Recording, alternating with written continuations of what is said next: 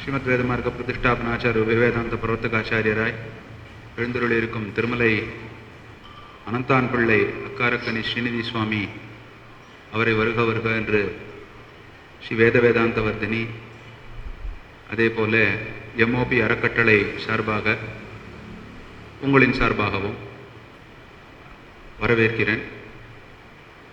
சுவாமி இன்று 3வது அம்சத்தினுடைய உட்பொருள்களை நமக்கு உபன்யாசம் செய்ய இருக்கிறார். அதை அனைவரும் காது உலகிற கேட்போம். சுவாமியை பற்றி ஒரு 2 விஷயம். திருமலை அனந்தான் பிள்ளை என்ற ஆச்சாரிய வம்சத்திலே சுவாமி தோன்றியவர். சுவாமியினுடைய திருப்பாட்டனார் பிரச்சண்ட பண்டிதர். ஸ்ரீ காஞ்சி சுவாமி எந்த ஒரு சம்ஸ்கிருத புஸ்தகம் போட்டிருந்தாலும் அதிலே சம்பாதகராக சுவாமியினுடைய பாட்டனார் தான் எழுந்துள்ளிருப்பார். அதை எப்படி இது பண்ணணும், அதை பார்க்கறது எல்லாமே சுவாமியினுடைய திருப்பாட்டனார் தான். சுவாமியினுடைய திருத்தாப்பனார் சுவாமியும் அடியனுடைய திருத்தாப்பனார் சுவாமியும் ஒன்றாக விவேகானந்தா காலேஜில் வாசிச்சிருக்கா காலத்தில். சுவாமியினுடைய பலதர அடியன் நிறைய யாத்திரைகள் சென்றிருக்கிறேன். சுவாமி மதுரமாக பேசக்கூடியவர். ஒரு சின்ன குழந்தைக்கு புரிகிற மாதிரி உபன்யாசம் பண்ணுறத மிக சமர்த்தர். அது எப்படி தெரியும் அப்படின்னா, அடியனுடைய குமாரன் கூட சுவாமியினுடைய ஸ்ரீ விஷ்ணு புராணம் அதை கேட்டு தான் அவனுக்கு இந்த இதெல்லாம் இது இப்படி தெரியணும் அப்படி தெரியணும் அப்படின்னு சுவாமியினுடைய உபன்யாசத்தை யூடியூப்பில் கேட்டுத்தான் பண்ணினான். அதனால சுவாமி இப்போ கூட அவன் ஞாபகம் வச்சுட்டு இருக்கான். சுவாமி ஒரு விஷ்ணு புராணத்தில் ஆனை கொண்டான் என்ற பாம்பை அது இது பண்ணுறது போது அனகொண்டான்ற இதில் சொன்னார். அது இன்னுக்கும் ஞாபகம் வச்சுட்டு இருக்கான். அதனால் சுவாமிக்கு குழந்தைக்கு கூட புரிகிற மாதிரி சொல்லக்கூடிய அந்த சாமர்த்தியம் உடையவர். அதனால சுவாமியை இன்று 3வது அம்சத்தின் சாரத்தை நாம் அனைவருக்கும் உபன்யசிக்குமாறு தாழ்மையுடன் கேட்டுக்கொள்கிறேன். ஸ்ரீமதே ராமானுஜாய நமः.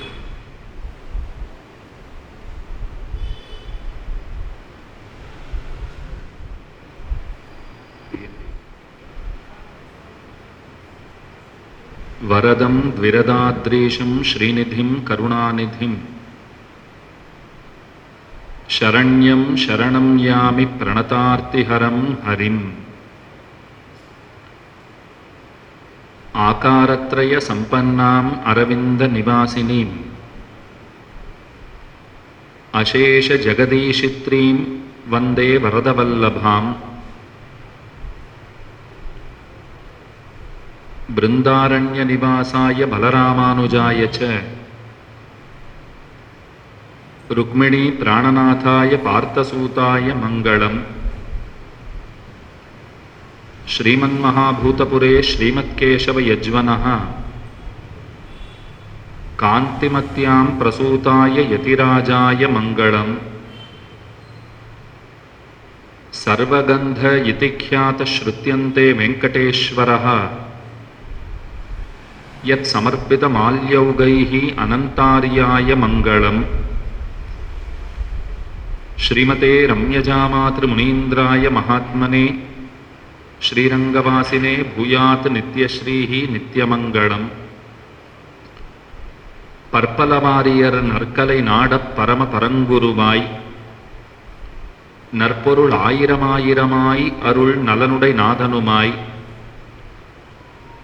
நற்புகழ் வேதியர் நான்மறைவாணர்கள் நாடொரும் போற்றி நிற்ப ஏற்பான் அண்ணங்கராரியன் மலரடி ஏத்துவன் ஏத்துவனே. நம்முடைய ஸ்ரீ வைஷ்ணவ சம்பிரதாயம் அநாதி வைதிக சித்தாந்தம், அநாதி வைதிக மதம் என்று கொண்டாடப்படுகின்றது. வேத வேதாந்த கருத்துக்களை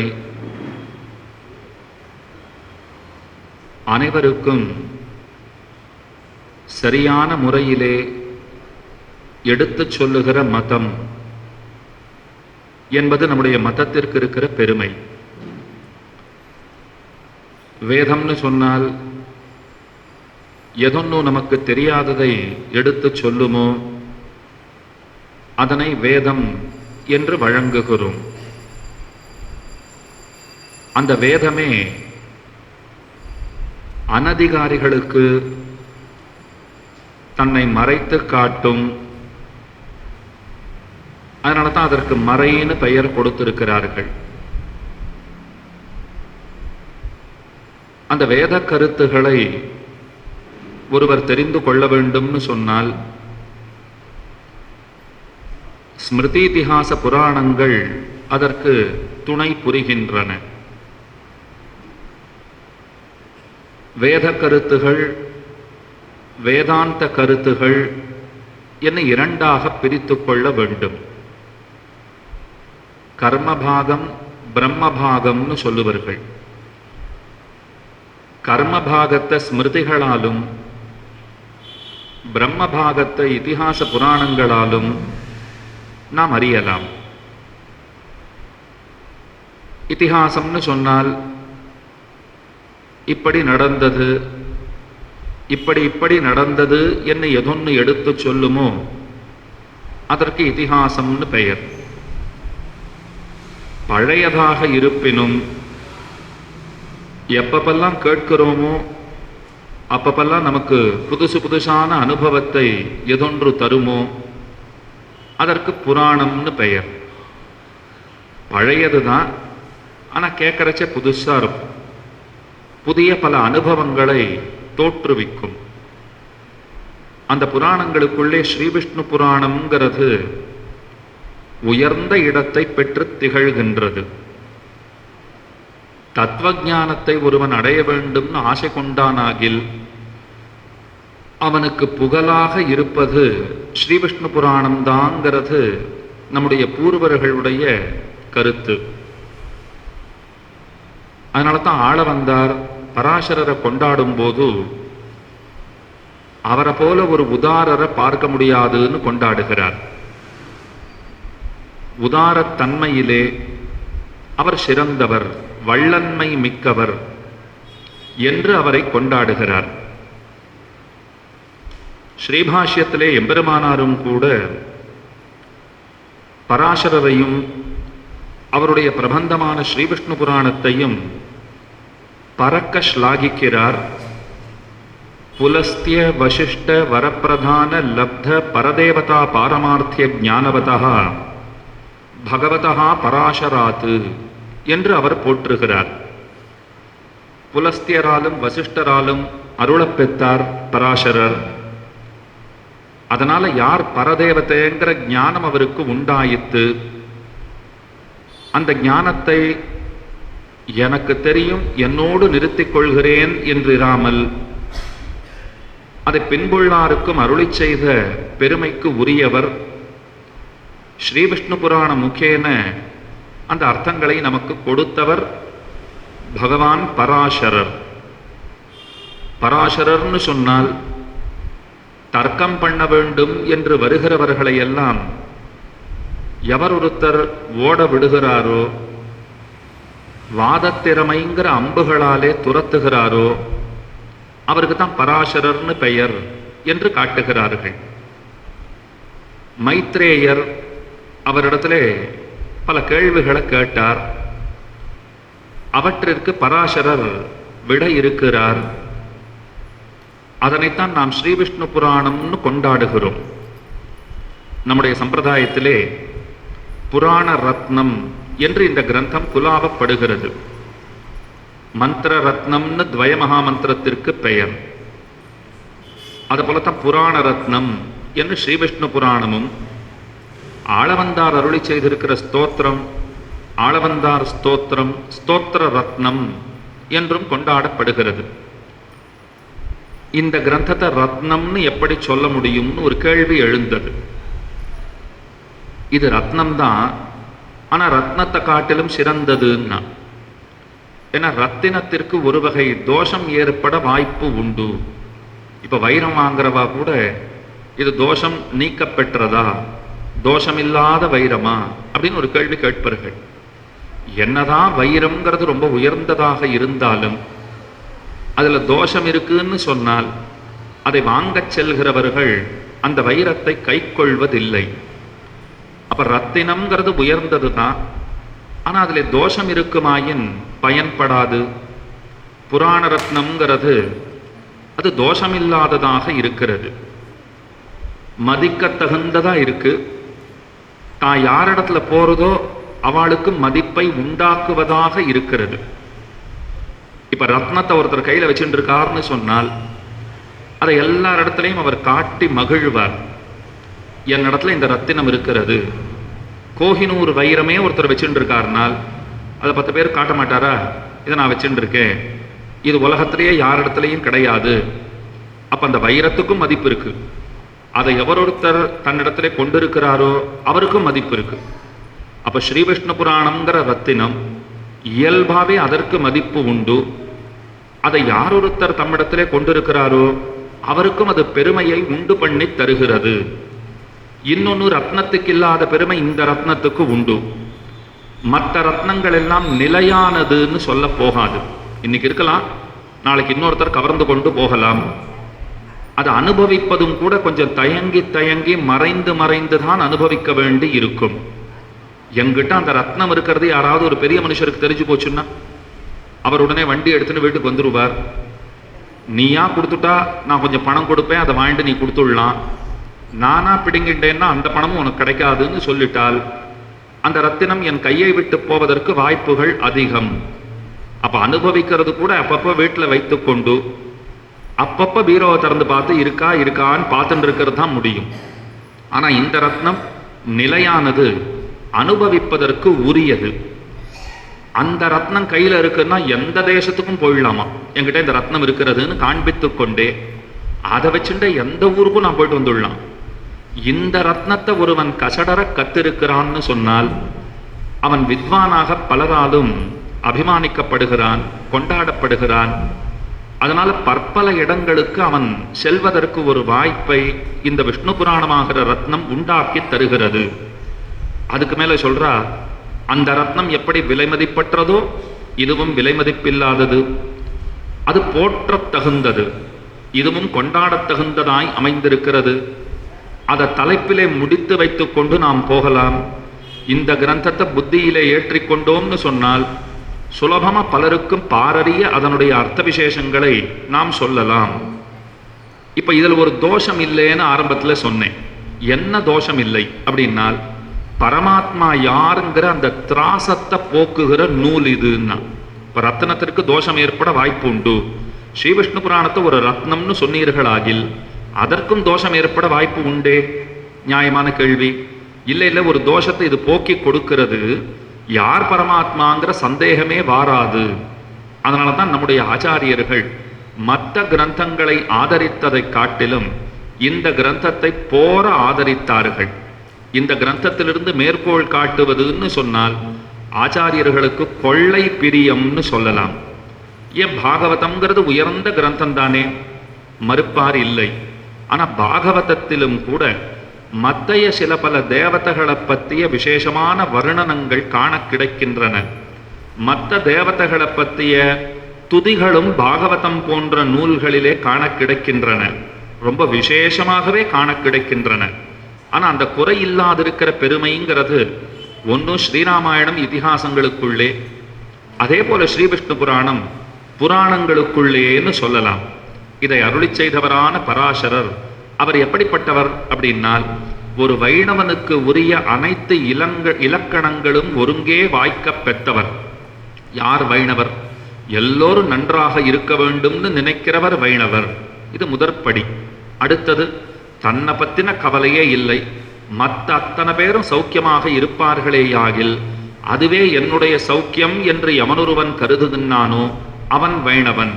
அடுத்தவர்களுடைய கஷ்டங்களை தன்னுடையது என்று எவன் மதிக்கிறானோ அவன் வைணவன். பிறருடைய துன்பம் தனதென எண்ணும் பெருங்குணத்தவனே வைணவனாம். அடுத்தவர்களுடைய கஷ்டங்களை தன்னுடையது என்று எவன் கருதுகிறானோ அவன்தானே வைஷ்ணவன். அதனால தான் வேண்டுவார் வேண்டாதாருங்கிற பாகுபாடு பாராமல், இன்னார் இனியாருங்கிற வேறுபாடு பார்க்காமல் அத்தனை பேருக்காகவும் பராசரர் இந்த கிரந்தத்தாலே வேண்டுகிறார். பிரதிஷது பகவான் அசேஷ பும்சாம் ஹரிஹி அபஜன்ம ஜராதிகாம் சமிருத்திம். என்ன அழகான பிரார்த்தனை பாருங்க. அத்தனை பேருக்கும் எம்பெருமான் நன்மையை செய்வானாக. எல்லோருக்கும் பகவான் அருள் செய்ய வேண்டும். இவர் எனக்கு ரொம்ப வேண்டப்பட்டவர், இவருக்கு அனுகிரகம் பண்ணட்டும், அந்த பக்கம் தள்ளி இருக்கிறவர் அவ்வளவு வேண்டாதவர், இந்த அனுக்கிரக மழை அவர் பேர்ல படாத பார்த்துக்கோ அப்படின்னு வேண்டுகிறவர் அல்ல. அவர் மேலேயும் படட்டும், அவரும் சௌக்கியமா இருக்கட்டும். அந்த அனுக்கிரக மழை இவர் மேலேயும் படட்டும், இவரும் சௌக்கியமா இருக்கட்டும். உம்ம பேர்ல அவ மேல பட்டாலே எங்க பேர்ல பட்டா மாதிரி தான். நாங்க நன்னா இருக்கணும்னு தனிப்பட பிரார்த்தனை பண்ண போவதில்லை. இந்த பெருங்குணம் வாய்க்க பெற்றவர்கள் அவர்களைத்தான் நாம விசேஷமாக கொண்டாடுகிறோம், வைணவர்கள் என்று ஏத்துகிறோம். நமக்கு வைஷ்ணவத்துவம் உண்டா இல்லையா அப்படின்னா, அடுத்தவா படுற கஷ்டத்தை பார்த்தா நம்ம கண்கள்ல இருந்து கண்ணீர் பெருகுகிறதா? அப்ப கொஞ்சம் நாம தேறிக்கொள்ளலாம். இருக்கு, ஏதோ எம்பெருமானுடைய அடியவனுக்கு இருக்க வேண்டிய பண்புகளிலே சில பல நமக்கும் இருக்கிறது என்று நாம் ஆறி இருக்கலாம், தேறி இருக்கலாம். அதுதான் அடிப்படை பண்புன்னு காட்டுறார். அதனால மைத்ரேயர் கேட்ட உடனே அவர் உடனே சொல்லிடுறார், ஏற்கனவே பெரிய பெரிய ஆட்கள் எல்லாம் எனக்கு அனுகிரகம் செய்திருக்கிறார்கள். எங்க தாத்தா அனுகிரகம் பண்ணியிருக்கார், யார் வசிஷ்டர் அனுகிரகம் பண்ணியிருக்கார், புலஸ்தியர் அனுகிரகம் பண்ணியிருக்கார். நீ பிற்காலத்துல ஒரு சிறந்த கிரந்தத்தை இயத்த போகிறாய் என்று ஏற்கனவே நான் ஆசீர்வதிக்கப்பட்டிருக்கிறேன். அதற்கு தோதான சமயம் வாய்த்திருக்கிறது என்றே எண்ணுகிறேன். நீ கேட்டுட்ட நான் நீ கேட்கிற கேள்விகளுக்கெல்லாம் அர்த்தங்களை எல்லாம் சொல்லுகிறேன். சுமாரா இந்த கிரந்தத்துல ஒரு 25 கேள்விகளை மைத்ரேயர் பராசரருக்கு முன்பு வைக்கிறார். அந்த கேள்விகளுக்கெல்லாம் சளைக்காமல் பதிலுரைக்கிறார் ஆச்சாரியரான பராசரர். ஒரு ஆச்சாரியனிடத்திலே சிஷ்யன் எப்படி நடந்து கொள்ள வேண்டும்? மறுவித்தொழும் மனமே தந்தாய், என்னை தீமனம் கெடுத்தாய் என்ன ஆச்சாரியனிடத்துல அத்தனை பிரதிபத்தியோடே அத்தனை விஸ்வாசத்தோடே சரீராவசான தளவும் தான் இருக்கிற வரையிலும் ஆச்சாரியன் இருக்கிற வரையிலும் அவருக்குண்டான கைங்கரியங்களை செய்து கொண்டு அந்நேரறிந்தும் அதினாசையின்னி ஆச்சாரியனை பிரிந்திருப்பாரார் மனமே பேசு. மணவாள மாமனிகள் இவ்வளவு அழகா பாடுறார் பாருங்க. ஆச்சாரியனை விட்டுட்டு பிரிஞ்சு கூட இருக்க முடியுமா அப்படின்னு அவர் கேட்கிறார். அடியன் திரும்ப கேட்டேன், ஆச்சாரியனோடையே சேர்ந்து கூட இருக்க முடியுமான்னு? இது நம்முடைய கேள்வி. அப்படி கூட இருந்துட முடியுமான்னு? ஏதோ வருஷத்துக்கு ஒரு நாள் போறோமா, இல்ல 4 வருஷத்துக்கு ஒரு தடவை போறோமா? நம்மால முடிஞ்ச ஒரு சமர்ப்பணை ஏதாவது ஒன்றை அவருக்கு சமர்ப்பித்து விட்டு கிஞ்சித்காரம் ஒரு கைங்கரியத்தை அவருக்கு பண்ணிவிட்டு திரும்ப வருதல், அது வேணும்னா முடியும். அவர் கூடவே இருக்கிறது முடியுமான்னு நாம் ஆச்சரியப்படுறோம். மாமனிகள் சொல்றார், பிரிஞ்சு கூட இருக்க முடியுமா அப்படின்னு அவர் கேட்கிறார். இதுதான் அவருக்கு நமக்கு இருக்கிற வேறுபாடு. மைத்ரேயர் கூடவே இருக்கிறார், கேள்வி கேட்கறது சமயம் பார்த்து கேட்கிறார். இதனுடைய ஆரம்பமே எத்தனை அழகா இருக்கு பாருங்க. அவர் தம்முடைய ஆன்மீகங்கள் எல்லாம் முடித்து விட்டார், அனுஷ்டானங்களை எல்லாம் பராசரர் முடிச்சுட்டு ஓய்வாக அமர்ந்திருக்கிறார். அந்த தருணத்திலே போய் இவர் கேள்விகளை கேட்கிறார். ஏன்னா வேதாந்தாச்சாரியர் வேதாந்த தேசிகன் அழகா சொல்றார், ஒரு சீடன் எப்படி இருக்க வேண்டும்னால் முக்கியமா ஆச்சாரியனிடத்துல எந்த நேரத்துல கேள்வி கேட்கணும் என்பதறிந்து கேட்க தெரிந்தவனாக இருக்க வேண்டும். ஆச்சாரியன் ஆப்டுட்டாருங்கிறதுக்காக அவரை போய் தொணன்னு பிடுங்கி எடுத்துட்டு இருக்க முடியாது இல்லையோ. அவர் ஓய்வா இருக்காரா, அவர் சொல்ற மூட்ல இருக்காரா, இப்ப போய் பேசினா சரியா இருக்குமா, இதெல்லாம் கூட பழகுகிற ஒரு சீடனுக்கு நன்றாக தெரிந்திருக்க வேண்டும். அப்படித்தான் பாருங்க, அனுஷ்டானத்துக்கு குறைவில்லாமல் இந்த ஆரம்ப ஸ்லோகமே நமக்கு என்ன சொல்லி தருகிறதுனால் அனுஷ்டானத்திற்கு விக்னம்ங்கிறது ஏற்படக்கூடாது. அதனாலதான் அதை ஸ்பஷ்டமா சொல்லிட்டார். அவர் அனுஷ்டானங்களை முடிச்சுட்டு வீட்டிருந்தார். அப்ப மைத்ரேயர் கேள்விகளை கேட்கிறார், அந்த கேள்விகளுக்கு பதிலுரைக்கப்படுகிறது அப்படின்னுட்டு பல கேள்விகளை கேட்கிறார். உலகம் முன்பு எப்படி இருந்தது, மறுபடி எப்படி உண்டாக போகிறது, யார்கிட்ட இருந்து உலகம் உண்டாகிறது, மூல காரண பொருளாக இருப்பது யார், எது, இது எவ்வாறு நிலை பெற்றிருக்கிறது, எங்கு லயம் அடைய போகிறது, எங்கு லயம் அடைந்தது, இந்த கேள்வியெல்லாம் கேட்கிறார். அவர் யோசனை பண்ணிட்டு சொல்றார், இதுக்கெல்லாம் ஒற்றை பதில் தான் உண்டுன்னுட்டார். சுலபமா சொன்னா ஒரே பதில் தான். விரிவாக சொல்ல வேண்டும்னு சொன்னா அது எல்லா இடமும் சுத்தி வந்து நிற்கிற இடம் இந்த சுலபமான ஒற்றை பதில் இருக்கு பாருங்க, அங்கதான் வந்து நிற்கும். நீங்க விரிவா சொல்லி இங்க வந்து நிற்கணுமா, இல்ல நேரடியா அந்த விடையை மட்டும் சொல்லிட்டா போதுமா?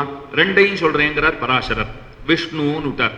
இது எல்லாமே விஷ்ணுங்கிற அந்த ஒரு சொல்லிலே அடங்கி இருக்கிற விஷயங்கள். எம்பெருமானிடத்திலே தான் அனைத்தும் இருக்கிறது. அவரிடமிருந்தே அனைத்தும் வெளியிலே புறப்படுகிறது. அவராலேயே அனைத்தும் நிலையாக நிற்கிறது. அனைத்தும் அவரிடத்திலேயே லயமடைகின்றது. விஷ்ணோஹோ சகாஷாத் உத்பூதம் ஜகத்தத்ரைவ ஸ்திதம். அழகா சொல்லிட்டார். விஷ்ணுவிடமிருந்து தான் அனைத்தும் தோன்றுகின்றன, அவராலேயே நிலை பெற்றிருக்கின்றன, அவரிடத்திலேயே லயமடைகின்றன. என்மயஞ்ச ஜகத் சர்வம். இது எல்லாம் அவருடைய ஒரு ஒரு பங்குன்னு சொல்லலாம், அவருடைய ஒரு பிரிவுன்னு சொல்லலாம், அவரேன்னு சொல்லலாம். நம்முடைய சம்பிரதாயத்திலே நாம் இசைந்திருக்கிற அத்வைத்தம்னு ஒன்று உண்டு. அடியோடு அத்வைத்தத்தையே நாம மறுத்து விடுறோமா?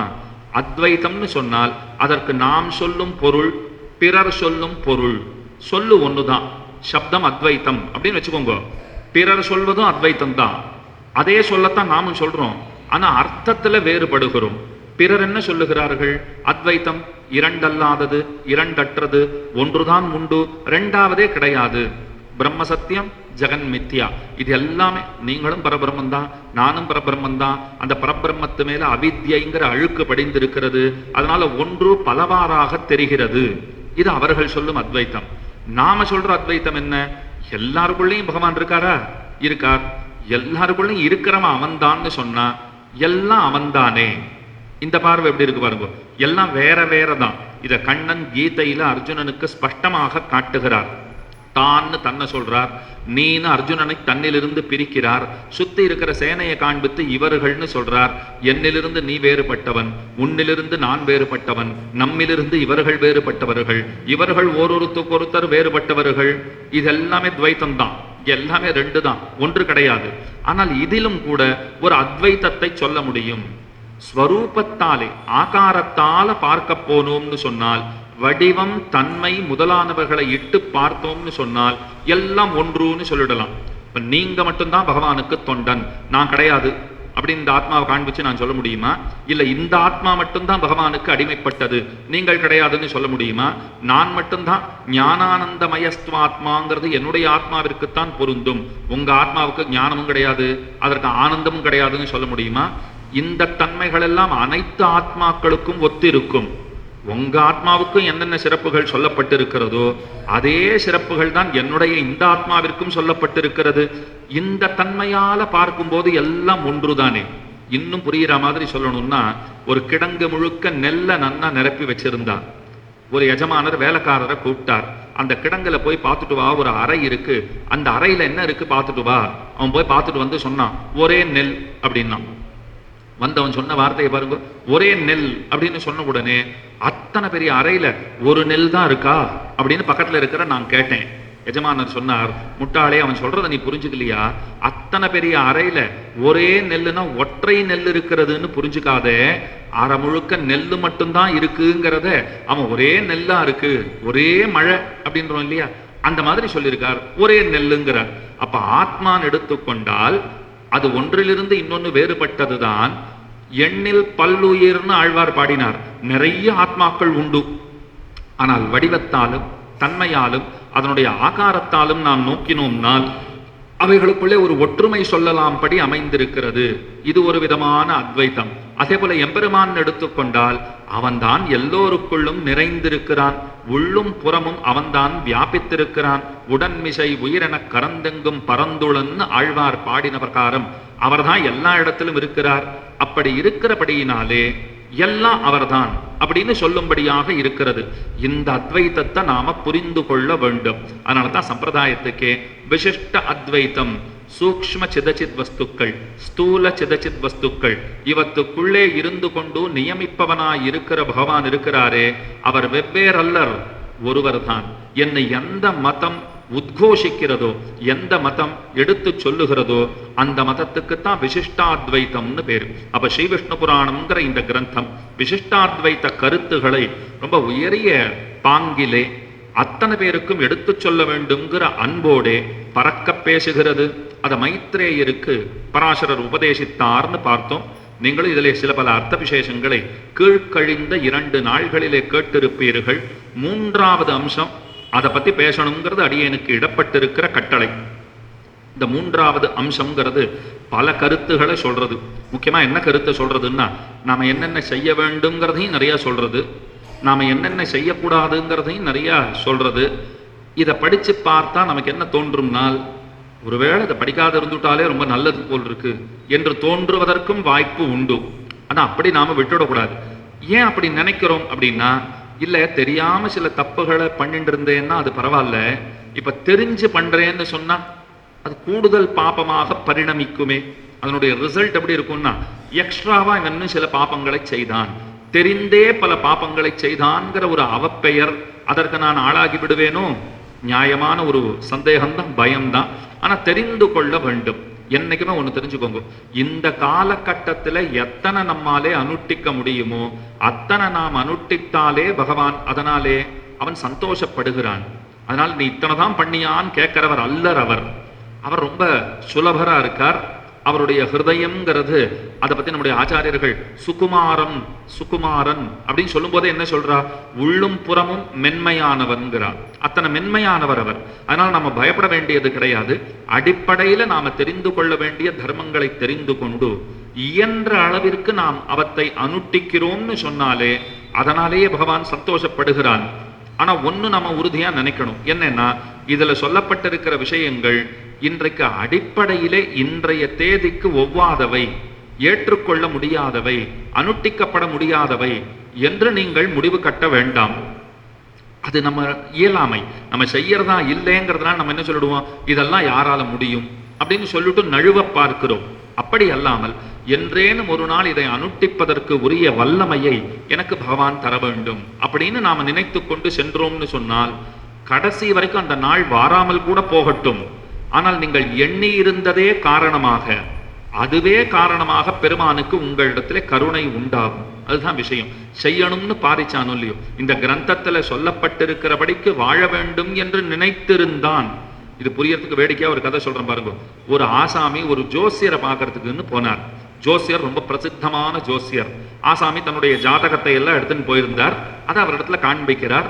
ஜோசியர் எத்தனை சிறந்தவர்னா, ஒரு கணத்துல பார்த்து விட்டு எல்லா பலன்களையும் சொல்ல வல்லவர். அவர் பார்த்தார், மணி என்னன்னு கடிகாரத்தை பார்த்தார். சாயங்காலம் 7 மணி. கொண்டு வந்து இந்த ஆசாமி ஜாதகத்தை கொடுத்துருக்காரா, ஜாதகத்தை பார்த்துட்டார். 8 மணிக்கு மேல இவர் இருப்பதற்கே வாய்ப்பில்லையே, தெரிஞ்சு போச்சு அவருக்கு. 8 மணி வரைக்கும் தான் இவர் இந்த பூலோகத்திலே இருக்க போறார். ஐயோ பாவம், ஜாதகத்தை எடுத்துன்னு வெளியூர்ல இருந்து வந்திருக்கார். இந்த செய்தியை நான் எப்படி சொல்லுவேன், சொல்றதுக்கு மனசு இல்லையே. அவர் பார்த்தார், நீங்க நாளைக்கு வாங்க, இன்னைக்கு முக்கியமான வேலை இருக்கு, நான் நாளைக்கு சொல்றேன்னு திரும்ப கொடுத்து அனுப்பிச்சுட்டார். மனைவி உள்ளேந்து வந்தா, யார் வந்தாலும் சட்டு பட்டுன்னு பதில் சொல்லி அனுப்பிச்சிருவீங்கோ, அவரை நாளைக்கு வர சொல்லியிருக்கீங்களே என்னால். நாளைக்கு அவர் வந்தா தானே, அவர் வரப்போறது இல்லை.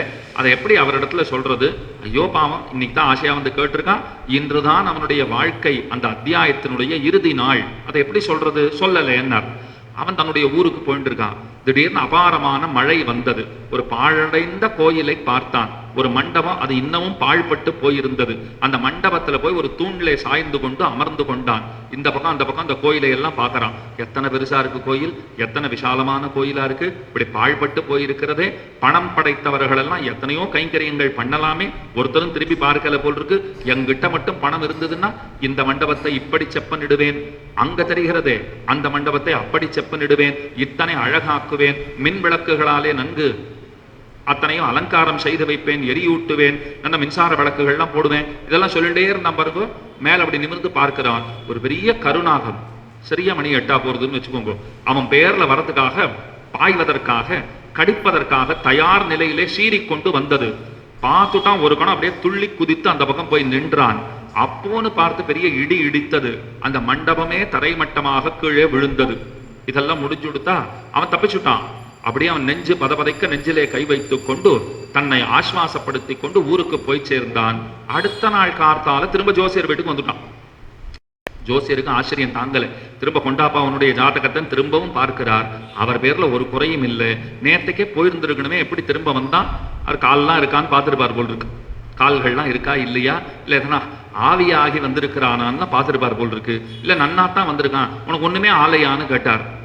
அவன் சொன்னான், எனக்கு எதனா நல்லது ஆகாதான்னுட்டு தான் உங்ககிட்ட வந்தேன், நீர் ஒண்ணுமே ஆகலையான்னு கேட்கறத பார்த்தாலே பயமா இருக்கேன். நேற்று என்ன ஆச்சு சொல்லு. அவன் நடந்ததெல்லாம் சொன்னான். மண்டபத்துல உட்கார்ந்து இருந்தேன், ஒரு நாகம் மேலே இருந்து பாஞ்சுண்டு வந்தது, நான் தப்பிச்சு போயிருந்துட்டேன், இந்த பக்கம் துள்ளி குதித்தேன், எல்லாத்தையும் சொன்னான். நீ மண்டபத்தில் அமர்ந்து கொண்டு என்ன சிந்தித்தாயின்னு அவர் கேட்டார். அவன் சொன்னான், உட்கார்ந்துட்டே பார்த்தேன், பணம் காசு இருந்தா அதை இப்படி கட்டுவேன் அப்படி கட்டுவேன்னு பெரிய திருப்பணி நடத்தி நான் கும்பாபிஷேகமே முடிச்சுட்டேன்னா. பெரிய திருப்பணிகளை நான் செய்து கும்பாபிஷேகமே முடிச்சுட்டேன். அவர் திரும்பவும் போய் தர்மசாஸ்திர புஸ்தகங்கள்லாம் பார்த்தார்.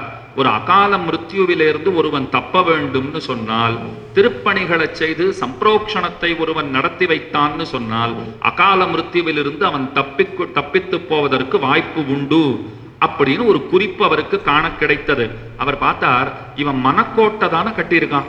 ஒன்னும் நிஜமாவே திருப்பணி செய்தானா, நிஜமாவே சப்ரோக்ஷணம் செய்தானால் அப்பதான் அவருக்கு புரித்ததாம். அந்த மாதிரி மனசால நினைச்சா கூட பகவான் சந்துஷ்டனாகிறான், அன்னவர்களுக்கும் பெருமான் அனுகிரகத்தை செய்கிறான். ஆனா இதுல ஒரு சங்கடம் இருக்கு. நாளைக்கு நீங்க யாருக்காவது ஏதாவது ஒரு நல்ல காரியத்துக்கு ஏதோ கொடுக்குறேன்னு சொல்லி வச்சுட்டு இன்னைக்கு இந்த விஷயத்தை தெரிஞ்சுட்டோம், மனசால பண்ணாலே போதும்னு சொல்லியிருக்கா, அதுவே பெருத்த பலன்களை கொண்டு வந்து தருமாம். அதனால உங்களுக்கு ஒன்றும் கொடுக்கல, நான் மனசால நிறைய பண்ணிவிட்டேன்னு சொல்லிடக்கூடாது. இயன்றவர்கள் நிச்சயமாக பணம் காசு கொண்டோ உடலாகவோ அதாவது உடல் மூலமாகவோ அல்லது மங்களாசாசனம் பண்றதோ ஏதோ ஒன்றும் அவரவர்களால் எது முடியுமோ அதை நிச்சயமாக செய்ய வேண்டும். இப்போ எதுக்கு சொன்னேன், இப்போ ஸ்ரீவிஷ்ணு புராணத்திலே சொல்லப்பட்டிருக்கிற கருத்துக்களை, அந்த கொள்கைகளை நாம் ஆதரித்து அதன்படி ஒழுக முடியுமான்னு சொன்னால், இப்ப கீழே இந்த ஆசாமி மனசால நினைச்சுட்டாரோ இல்லையோ, அந்த மாதிரி நாம நினைத்து கொண்டோம்னு சொன்னாலே நிச்சயமாக நம்மையும் அந்த கொள்கைகளின்படி அனுஷ்டித்தவர்களாகவே பகவான் கருதுவான். அதுக்காக அப்படியே விட்டுடக்கூடாது, எத்தனை முடியுமோ அத்தனை செய்ய வேண்டும். ஸ்ரீவிஷ்ணு புராணத்திலே 6 அம்சம்.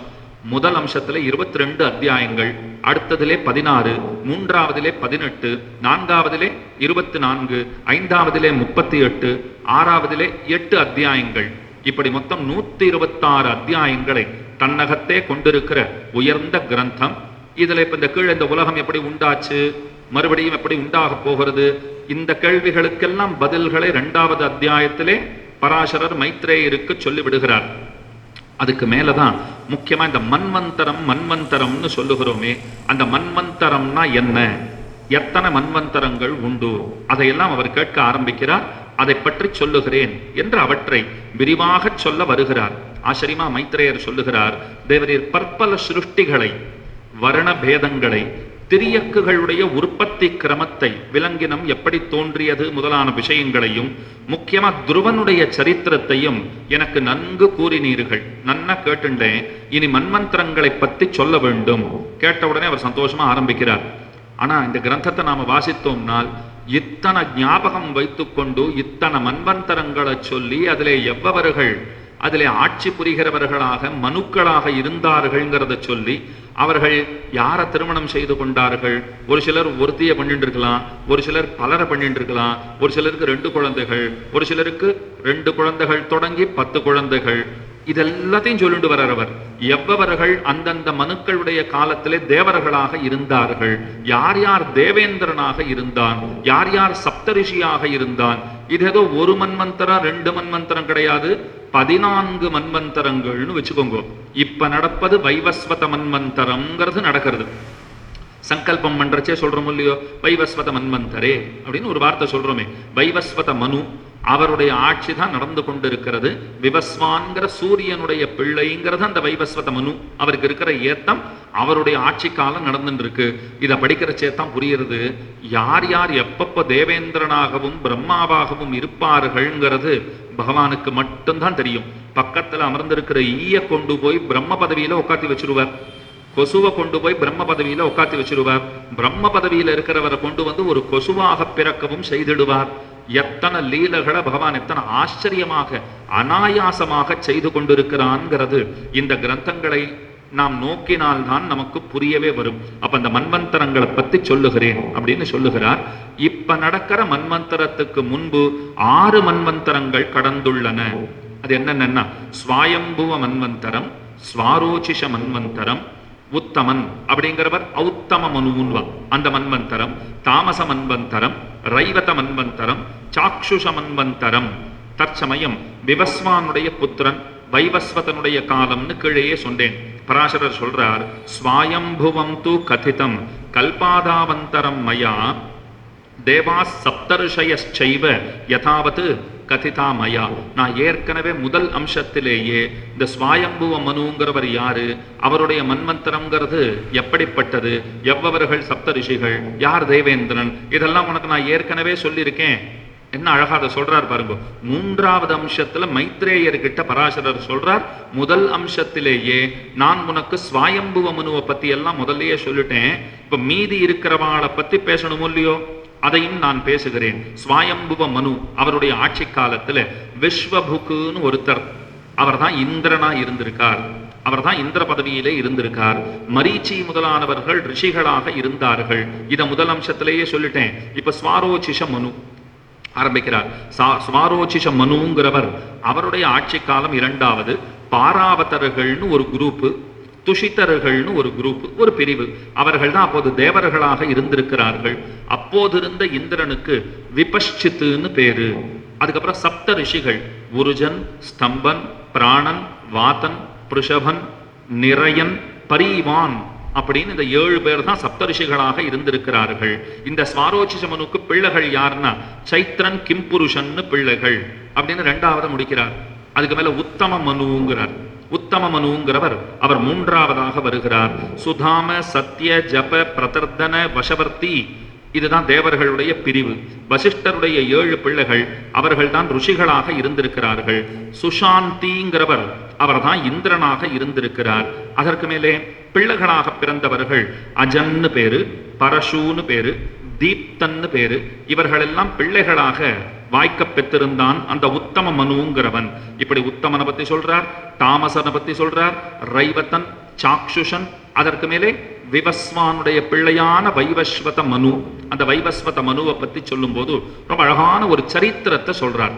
என்ன சரித்திரம் அப்படின்னா, சூரியனுடைய மனைவி, சூரியனுக்கு ஒரு மனைவி. அந்த சூரியனுடைய மனைவி கணவனிடத்திலே அபாரமான அன்பு பூண்டு ஒழுகும் அவள். கணவனுக்கு வேண்டியதையெல்லாம் செய்யும் அவள். ஆனா கணவனுடைய அந்த தேஜஸ் அவளால தாங்கிக்கவே முடியல. அவ தன்னுடைய பிறந்தகத்திலும் அடிக்கடி சொல்லிட்டு இருந்தா, எல்லாம் கணவர் ரொம்ப நல்லவர் தான், சூரிய தேவருங்கிறவர் ரொம்ப பெரியவர் தான், பிரத்யக்ஷமா கண்ணுக்கு தெரிகிற தேவதைங்கிற ஏத்தம் இருக்கிற ஒரே தேவதை அவர் தானே. அதுவும் நம்ம பாரத தேசத்துல நன்னாவே தெரியும். இப்ப கூட தெரியறது பாருங்க. இந்த காலத்துல கூட கிட்டத்தட்ட கார்த்திகை மாசம் பாதிக்கு வந்தாச்சு நாம. ஆனாலும் இப்பவும் கூட சூரியன் இருக்காருன்னு காண்பிச்சுட்டு தானே இருக்கா. அப்ப பிரத்யக்ஷமா தெரிகிற தேவதை. அவரை நான் கல்யாணம் பண்ணிட்டு இருக்கேங்கிறது எனக்கு ரொம்ப சந்தோஷமான விஷயம்தான். ஆனா அவருடைய தேஜஸை என்னால தாங்கிக் கொள்ளவே முடியவில்லை. பக்கத்திலேயே இருக்கானா, இத்தனை தள்ளி இருக்கிற நமக்கே தெரியுது. அவ கூடவே இருந்துட்டு இருக்கான்னா நன்னா தெரியுமோ இல்லையோ. அதுக்கு என்ன செய்யறதுன்னே தெரியலேன்னு அப்பப்போ வருத்தப்பட்டு கொண்டிருந்தாள். அவளுக்கு ஒரு சக்தி இருந்தது. என்னன்னா, தன்னை போல ஒரு சாயா தேவியை படைத்திட்டாள். தன்னுடைய நிழலை கொண்டே ஒரு தேவியை படைத்திட்டாள். பார்ப்பதற்கு தன்னை போலவே இருக்குமா போலே செய்து கொண்டாள். அவ பார்த்தாளாம், நான் இவரை விட்டுட்டு தள்ளி போய் தபஸ் பண்ணணும்னு பார்க்கிறேன், போகலாம் தான். ஆனா நான் போயிட்டா இவருக்கு வேண்டியதெல்லாம் யார் பண்ணி தருவா? நல்லா கவலைப்பட்டிருக்கா பாருங்க. விட்டுட்டு போறேன்னுட்டு அப்படியே போகணும்னு முடிவெடுக்கல. அவருக்கு ஒரு தகுந்த ஏற்பாட்டை பண்ணி வச்சுட்டு போகணும் அப்படின்னு நினைக்கிறாள். அவரிடத்துல போய் இன்னொரு கல்யாணம் பண்ணிட்டு என்ன போல இருக்கிற பெண்ணோட குடும்பம் நடத்தும்னு சொல்லலாம். அவர் செய்ய மாட்டார், தப்பா புரிஞ்சுப்பார், ஏன் இப்படி பேசுறேன்னு கேட்பார். என்னதான் பண்ணலாம்னு யோசித்தாள். தன்னை போல ஒரு வடிவத்தை, நிழலை போல ஒருத்தியை படைத்தாள். அவளை அவருக்கு கைங்கரியங்கள் எல்லாம் பண்ணும்படி சொல்லிவிட்டு அவள் அங்கிருந்து அகன்று போனாள். இவள் போன பிற்பாடு சாயாதேவி தான் கூட இருக்காங்கிற விஷயம் சூரியனுக்கும் தெரிய வரவில்லை. முன்பே இவளோடே பிறந்திருக்கிற பிள்ளைகள், விட்டுட்டு போன மனைவியோட பிறந்திருக்கிற பிள்ளைகளுக்கும் தெரியவில்லை. எல்லாம் இது நம்முடைய தாயார் தான் அந்த குழந்தைகளும் எண்ணி இருந்தார்கள். ஒரு நாள் இந்த பிள்ளை, இப்ப இந்த வைவஸ்வத மனு அவருடைய கதை தான் இது. அவர் என்ன பண்ணியிருக்கார், அந்த வைவஸ்வதர், அவருக்கு தான் ஸ்ராத்த தேவன்னு பேரு. ஸ்ராத்த தேவன் அப்படின்னு அவருக்கு இன்னொரு பெயர் உண்டு. அவர் விளையாட்ட தாயார உதைச்சிருக்கார். குழந்தைகள் விளையாடும் இல்லையோ, அம்மா இடத்துல என்னமோ ஒரு சின்ன கோபம் கூட ஏற்பட்டு இருக்கலாம். மெதுவா அப்படி உதைச்சுட்டார். அவ பெரிய சாபத்தை கொடுக்க வந்து விட்டாள். இவர் பார்த்தார், இது எங்க அம்மாவா இருந்தா இத்தனை பெரிய சாபத்தை எல்லாம் கொடுக்கவே மாட்டா. நான் உதைக்கத்தான் வந்தேன், நான் உதைச்சிருந்தா கூட அம்மாவுக்கு கோபம் வந்திருக்காது. இவளுக்கு உதைக்க வரும்போதே கோபம் வந்துடுத்து, சாபம் பேரு கொடுக்க போகிறாள். நேர போய் தகப்பனார் இடத்துல போய் சொல்லிட்டார். யமன் முதலானவர்கள் பிள்ளைகள், தகப்பனார் சூரியனுடைய பிள்ளை யமன், யமி, அதனாலதான் யமுனான்னு சொல்றோம் பாருங்க. சூரியனுடைய சகோதரி, அதாவது யமனுடைய சகோதரிங்கிற ஏத்தம் யமுனைக்கு உண்டு. சூரிய புத்திரிங்கிறது ஏத்தம். மணவாள மாமனிகளை பத்தி வரவரமுனி சதகத்திலே பிரதிவாதி பயங்கர மன்னன் ஒரு அழகான விஷயத்தை சொல்றார். யமுனைக்கு ஒப்பானவர் அப்படின்னு கொண்டாடுகிறார். மாமனிகளை கொண்டாடும் போது யமுனைக்கு ஒப்பானவர். ஏன் அப்படின்னா, யமுனை என்ன செய்யும், தன்னுடைய தகப்பனான சூரியனுக்கு ஆனந்தத்தை கொடுக்கும். சூரியனுக்கு ஆனந்தத்தை கொடுக்கிறவள் யமுனை. இவர் எப்படிப்பட்டவர், சூரிகளுக்கு, ஸ்ரீ வைஷ்ணவர்களுக்கு ஆனந்தத்தை கொடுக்கிறவரா இருக்கார். சூரிகளுக்கு ஆனந்தத்தை கொடுக்கிறவர் இவர், சூரியனுக்கு ஆனந்தத்தை கொடுக்கிறவள் அவள், யமுனை அப்படின்னு ஒரு ஒப்புமை சொல்லுகிறார். அப்ப யமன், யமி இவர்களுக்கெல்லாம் சந்தேகம் வந்துடுத்து. இது நம்ம தாயார் இல்ல போல் இருக்கே. உடனே அவளை போய் அதட்ட ஆரம்பிச்சா. நீ யாருன்னு சொல்லு. அவ ஒத்துனுட்டா. நான் ஏதோ உங்க அம்மாவினாலே படைக்கப்பட்ட சாயாதேவி, நான் எங்கேயோ தபஸ் பண்ண போயிட்டு இருக்கேன், அதனால என்ன இங்க இருந்துட்டு போன்னு சொல்லிட்டா, நான் இருந்து கைங்கரியங்கள்லாம் பண்ணிட்டு இருந்தா நீங்க உதைக்க வேற உதைப்பீங்களா, என்ன இப்படி அதட்டி வேற கேள்வி கேட்பீர்களா? சூரியன் பார்த்தார், அவ எங்க போனாலும் அவருக்கு கவலை வந்துடுத்து. அவர் உடனே அமர்ந்து சிந்தித்தார். தன்னுடைய ஞானத்தினால அவர் கண்டுபிடிச்சுட்டார் எங்க இருக்கா அப்படிங்கிறத கண்டுபிடிச்சுட்டார். ஓரிடம் தேடி புறப்பட்டார். அங்க போனா ஒரு பெண் குதிரையினுடைய வடிவத்தை எடுத்துக்கொண்டு அவள் தவமியற்றி கொண்டிருந்தாள். இவர் போனார், ஒரு ஆண் குதிரையினுடைய வடிவத்தை எடுத்துக்கொண்டு அங்கே போய் வசிக்கலானார். திரும்பவும் ஒன்னாயிட்டா. அப்பவும் சில குழந்தைகளை அவர்கள் பெற்றெடுத்தார்கள். இந்த சாயாதேவியோட வேற குழந்தை பிறந்திருந்தது. ஏற்கனவே வைவஸ்வதர் இருக்கார், அவர் தான் இப்ப மனுவா இருக்கார். இப்ப அடுத்த மனுவாக வரப்போவது யார் அப்படின்னால், அந்த சாயாதேவியினிடமிருந்து ஒரு பிள்ளை பிறந்ததுன்னு சரித்திரம் சொல்றது பாருங்க, அவர் தான் அடுத்த மனுவா வரப்போறார். ஒரு அன்பர் இப்படிதான் ஸ்ரீவிஷ்ணு புராணம் சொல்லும் போது எழுந்து சொன்னார், இந்த மன்வந்தரத்துல நீங்க ஸ்ரீவிஷ்ணு புராணம் சொல்லி நாங்க கேட்டாச்சு, எங்க ஆசையெல்லாம் ஒண்ணுதான். என்னன்னா, அடுத்த மன்வந்தரம் சாயாதேவியினுடைய பிள்ளை வருவார்னு சொல்லியிருக்கீரே, அந்த மன்வந்தரத்திலையும் நீர் சொல்லணும், நாங்க கேட்கணும்னார். மனசு கொஞ்சம் ஆறுதலாக தான் இருந்தது. ஏன்னா நான் கேட்கணும், வேற யாராவது சொல்லட்டும்னு அவர் சொல்லலையோ இல்லையோ, நீரே சொல்லணும்னு சொல்லி நம்முடைய இருப்பையும் அவர் உறுதி செய்தபடியினாலே ஆகட்டும், பெருமகளுடைய சங்கல்பம் இருந்தா அப்படியே ஆறுது அப்படின்னு சொல்லிட்டு போறோம் இல்லையா. வரலாம். ஆனா வேறொரு பிறவி திரும்பவும் இந்த சம்சாரத்தில் எடுத்துக்கொண்டு வருவதற்கு வாய்ப்புகள் அதிகம். அது எல்லாருக்குமே இருக்கு. ஆனா ஆச்சாரிய அனுகிரகத்தாலே நமக்கு அந்த இழிநிலைங்கிறது வாராதுங்கிறது திண்ணம் திண்ணம் திண்ணம். பேரு தப்பாதென்னு துணிந்திருக்கையும் பிள்ளலோகாச்சாரியர் சாதிக்கிறார் இல்லையோ, நிச்சயம் பேரு உண்டு என்று நாம் இருமாந்திருக்க வேண்டும். அந்த சாத்விக அகங்காரத்தோட ஆச்சாரிய அனுகிரகத்தாலே நமக்கு நிச்சயமாக பகவல் லாபம் உண்டு, கைங்கரியம் உண்டு, புருஷார்த்தம் உண்டு அப்படின்னு நாம தேறி இருக்க வேண்டும். அப்ப மன்வந்தரங்கள் பல, இதெல்லாமே பிரம்மாவினுடைய ஒரு பகலிலே நடக்கிற மாற்றங்கள். அது இன்னொரு குழப்பம் இருக்குது. இப்போ 14 பேர் இதெல்லாம் சொன்னோம் பாருங்க, பிரம்மாவினுடைய ஒரு பகல்ல இத்தனை மாற்றங்கள் எல்லாம் நடக்கிறதுன்னு சொன்னால், பிரம்மாவினுடைய ஆயுஷிற்கு பரம்னு பெயர். இப்ப த்விதீய பரார்த்தம், த்விதீய பரம், அந்த பரத்துல பரார்த்தம் பின்பகுதிங்கிறது நடந்துட்டு இருக்குங்கிறா. அவருடைய 100 ஆண்டு காலம்ங்கிறது ரொம்ப பெருசு. ரோமச மகர்ஷின்னு ஒருத்தர் சொல்லுவா, உடம்பெல்லாம் அவருக்கு ஒரே ரோமமா இருக்குமா.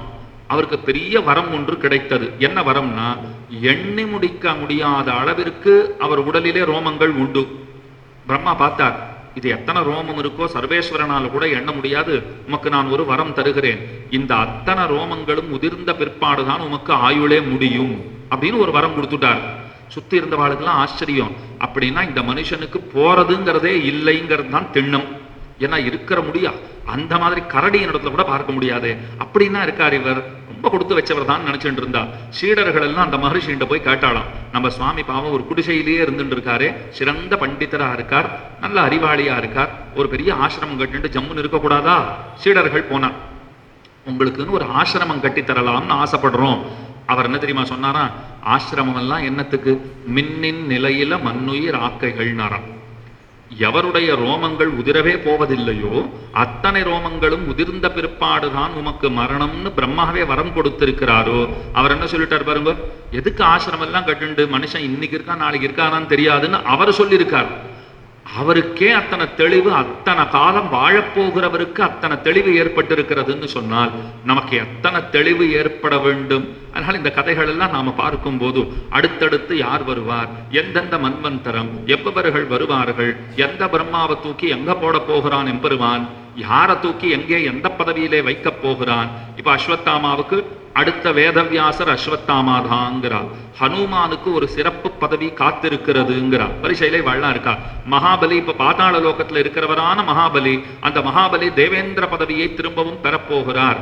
தேவேந்திரனுக்காக எந்த மகாபலியோட சண்டையிட்டு பெருமான் அத்தனை லோகங்களையும் திரும்ப கொணர்ந்து, சண்டையிட்டுன்னு சொன்னா யாச்சித்து அத்தனையும் வாங்கி கொண்டு வந்து இந்திரனிடத்துல ஒப்படைத்தானோ அவரை கொண்டு போய் பாதாள லோகத்திலே பகவான் வைத்திருக்கிறார். நீ பாதாள லோகத்தை ராஜ்யம் பண்ணு.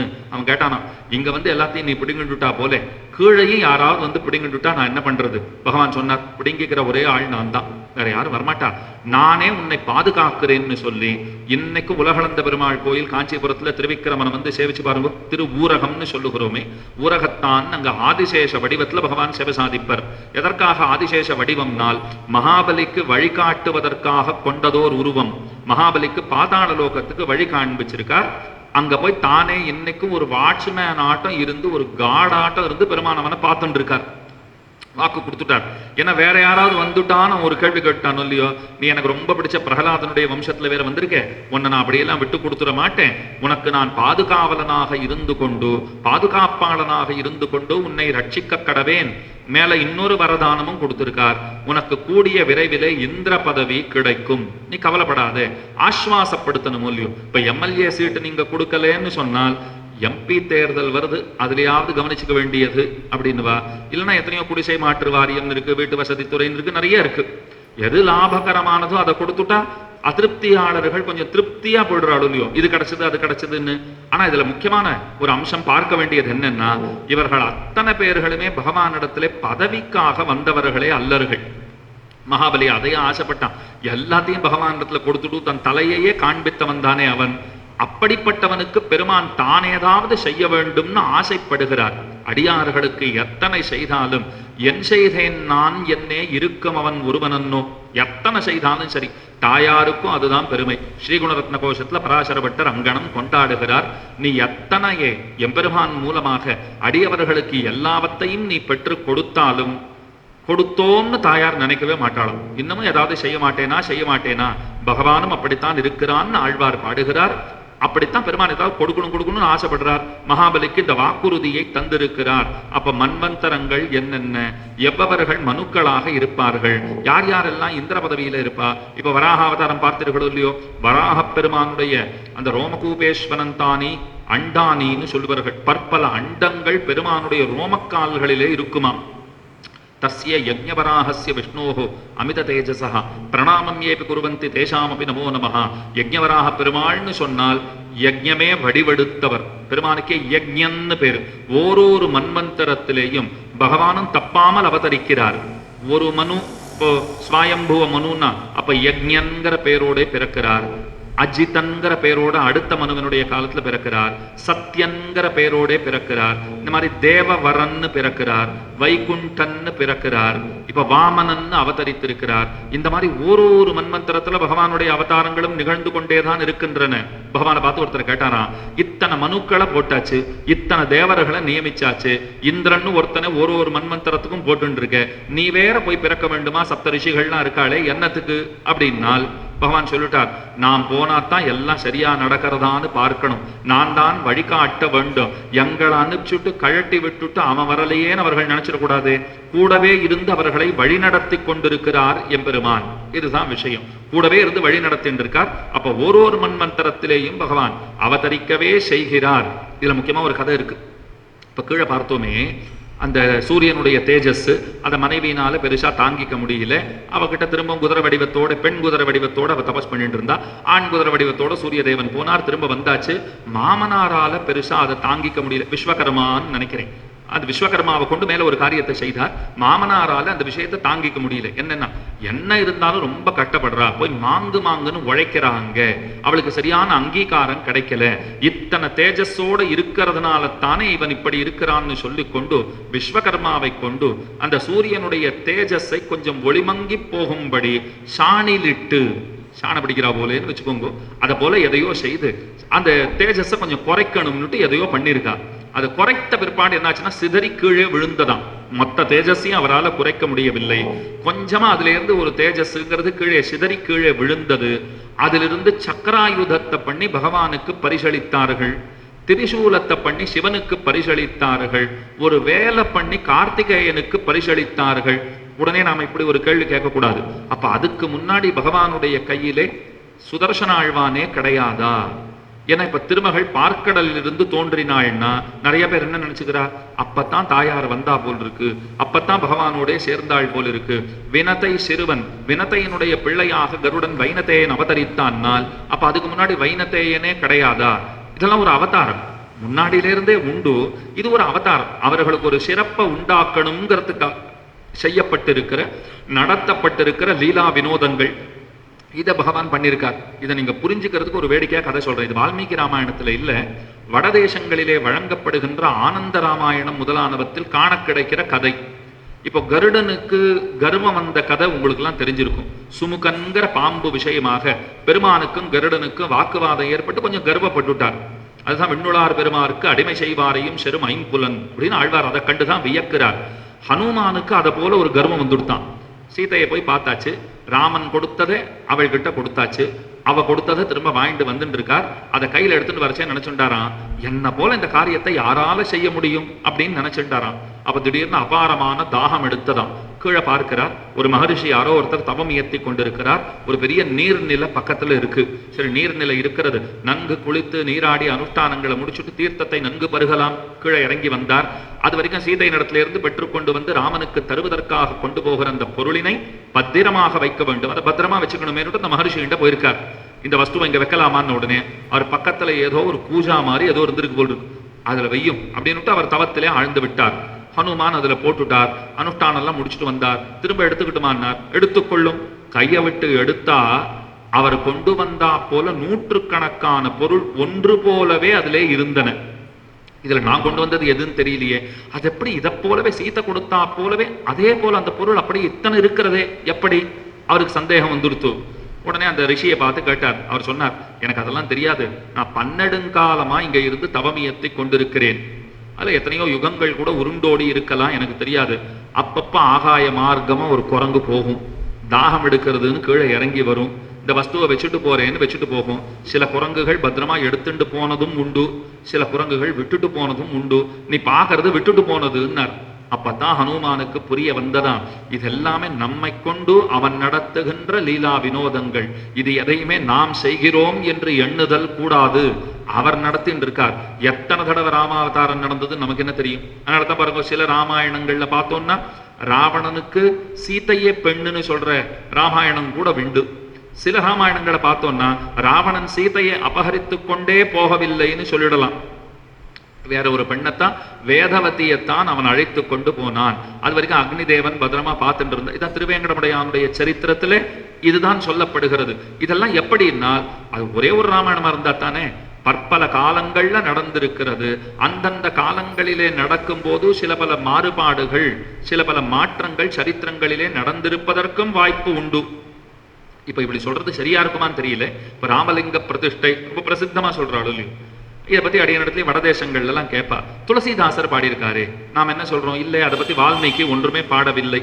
அதுக்கு மேலே நம்ம ஒரு கருத்தை சொல்லிடலாம். என்னன்னா, அப்படியே பகவான் செய்திருந்தாலும் கூட அதை செஞ்சுட்டதுனால பகவானுக்கு ஒரு சிறுமையோ, பகவான் செய்ததினாலே இன்னொரு தேவதைக்கு ஒரு பெருமையோ உண்டானதாக கருதவே முடியாது.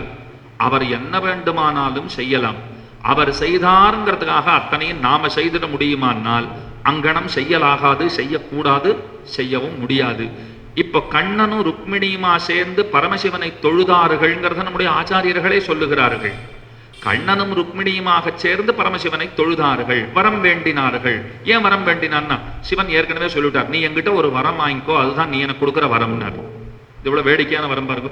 என்கிட்ட நீ வரம் வாங்கிக்கணும், அதுதான் நான் உங்ககிட்ட கேட்கிற வரம் அப்படின்னார். சமயம் வரட்டும், நான் வாங்கிக்கிறேன்னு பெருமாள். ருக்மிணி சொன்னா, கல்யாணம் ஆச்சு, இன்னும் குழந்தை பிறகலையேன்னா, அவர் ஏற்கனவே வரம் வாங்கிக்க சொல்லியிருக்கார், அவரை நாம ஸ்தோத்திரம் பண்ணுவோன்னு பண்ணார். அவர் ஓடோடி வந்துட்டார், கல்வான்னு கூப்பிட்டுண்டே வந்தாராம். நீ பெரிய ஆளுப்பா, நீ ஒன்ன நான் எப்பவும் நினைச்சுட்டு இருக்கேன், நீ போய் என்ன நினைக்கிறதாவது இது என்ன அநியாயம்னு கேட்டார் ருத்ரன். இவர் சொன்னார், நீ தானே சொன்ன என்கிட்ட ஒரு வரம் வாங்கிக்கோன்னு, ஒரு வரம் வாங்கிட்டு இருந்திய ஞாபகம் இருக்கா? அதுக்கு வேலை வந்திருக்குன்னா. இந்த சரித்திரத்தை இசைகின்ற ஆச்சாரியர்களுக்கு ராமலிங்க பிரதிஷ்டையை இசைவதிலே என்ன குறை வந்து விட போகிறது? ராமன் லிங்கத்தை பிரதிஷ்டை பண்ணினான்கிறத இசைவதிலே என்ன குறை ஏற்பட்டு விட போகிறது? அவர்கள் அபிப்பிராயத்தாலே அங்கனம் நடக்கவில்லை. வால்மீகி முனிவர் அப்படி பேசவில்லை. இந்த சான்றுகளை கொண்டுதான் அந்த சரித்திரத்தை அவர்கள் மறுக்கிறார்களே தவிர, அதை மறுப்பதாலே அதனால்தான் ராமனுக்கு ஒரு ஏத்தம் உண்டாக போகிறது என்று கருதியவர்கள் அல்லர்கள். இதை இன்னொரு கோணத்திலேருந்து பார்த்தா, அப்படியே நடந்திருந்தாலும் இதெல்லாம் அவனுடைய லீலைகள். இதை நாம விமர்சிப்பதற்கோ அதை நாம சீர்தூக்கி பார்ப்பதற்கோ நமக்கு அந்த சக்தியோ வல்லமையோ கிடையாதுங்கிறது தான் நிதர்சனம். எதுக்காக சொன்னேன், ஹனுமான் அப்படி போனாரா? அப்ப பல ஹனுமான்கள் இந்த வழியா போயிருந்திருக்கா. சில பேர் சக்சஸ்ஃபுல்லா எடுத்துட்டு போய் ராமண்டத்துல கொடுத்துருக்கா, சில குரங்குகள் தவற விட்டுருக்கா. இப்படியெல்லாம் நடந்திருக்கிறதுன்னு சொன்னால், அதை போலத்தான் இப்ப சக்கரம் பெருமானுக்கு கொடுக்கப்பட்டதுங்கிறதும் ஒரு லீலை. அந்த சக்கரம் பெருமானுக்கு அப்போதுதான் கிடைத்தது. சிவனுக்கு திரிசூலம் கிடைத்தது.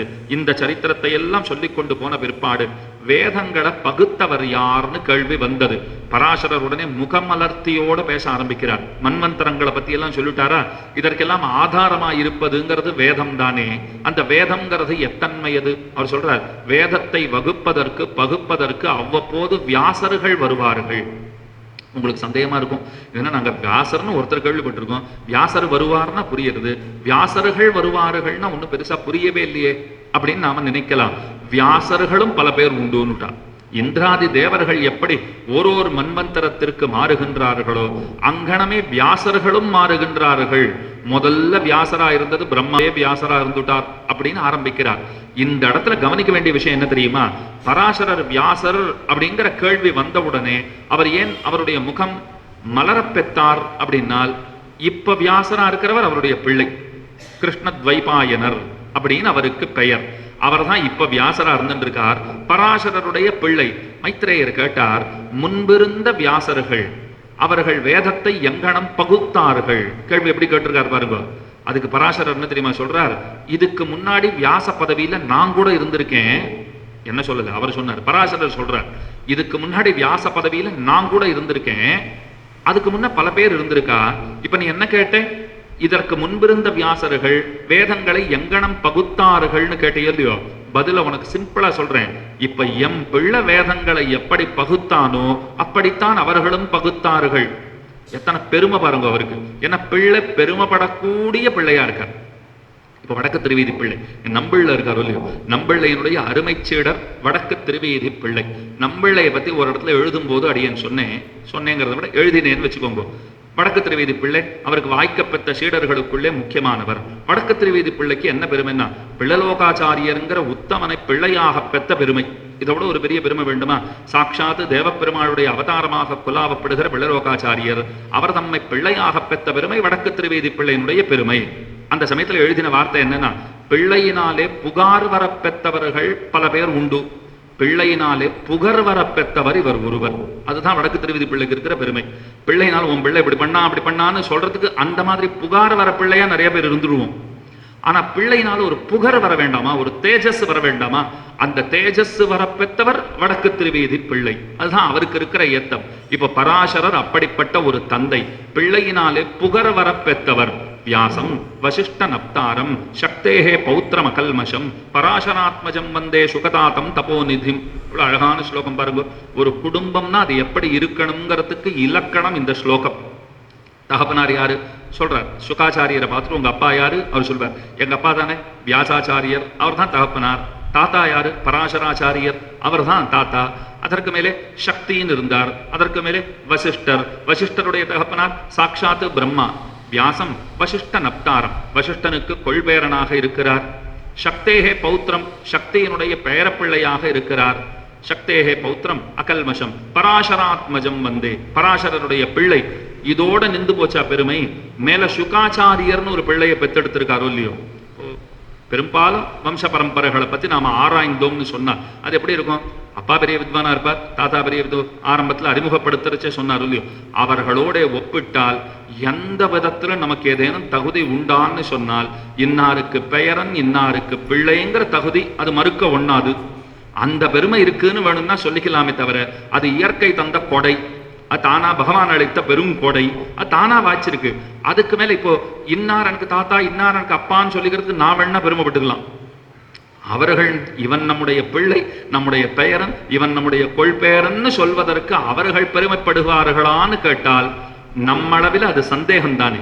ஆனா அங்க சுகாச்சாரியர் விஷயத்துல பாருங்க, வியாசர் பெருமவங்க சொல்லுவார், என் பிள்ளைன்னு சுகாச்சாரியரை கொண்டாடுவார். சுகாச்சாரியர் என் தகப்பனார்னு சொல்லுவார். ஆனா சுகாச்சாரியருக்கும் வியாசருக்கும் இருந்த பிரச்சனை என்ன தெரியுமா? இவர் என் பிள்ளைன்னு சொல்றதுதான் பிரச்சனை. அவர் அம்மா வயித்துல கர்ப்பத்துல இருக்காரு சுகர். அம்மா நன்னா தூங்கிட்டு இருக்கா. வியாசர் ஒரு நாள் பார்த்தார், இந்த குழந்தை வயிற்றுக்குள்ள உதைக்கிறது. ஒரு 7 மாசத்துக்கு தெரியும் இல்லையோ? இவர் அம்மா பார்த்திருக்கார், தொப்பையை பார்த்திருக்கார், கர்ப்பத்தை பார்த்திருக்கார். உள்ள இருந்து அந்த குழந்தை அப்படி உதைக்கிறது தெரிஞ்சது.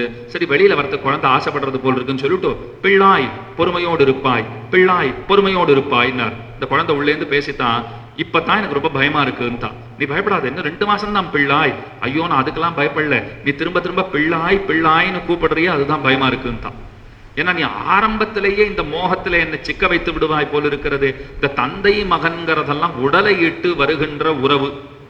ஆனா இதெல்லாம் நமக்கு புராணத்துல கேட்கறதுக்கு நன்னா இருக்கும். இப்ப எம்பிள்ளையே பார்த்துட்டு நீ கதையில அப்படித்தானே சொன்னேன், தந்தை மகன்கிறதெல்லாம் ஏதோ உடலை இட்டு வருகின்ற உறவுன்னு சொல்லிட்டியே, இனிமே பிள்ளாயின்னு கூப்பிடாதே, தந்தையும் இல்லை பிள்ளையும் இல்லை, இதெல்லாம் ஆத்மாக்கள்னு பார்த்தா ஒருத்தருக்கு ஒருத்தர் சந்தேகம் இல்லைன்னு சொல்லிட்டுன்னு வச்சுக்கோங்க, நாளைக்கே எந்த மருத்துவரை போய் பார்க்கலாம், மனநோயாளி ஆயிட்டானான்னு ஒரு கவலை நமக்கு ஏற்பட்டுடும் இல்லையோ. இதுல இருக்கிற இன்னொரு சிக்கலையும் பிரச்சனையும் நான் சொல்றேன். புராணங்கள்ல கேட்கிற கதைகள், பார்க்கிற விஷயங்கள், ஐயோ சுகாச்சாரியர் இப்படி இருந்தாரா, வியாசர் இப்படி இருந்தாரான்னு நம்ம அத்தனை ஆனந்தத்தோட கேட்போமே.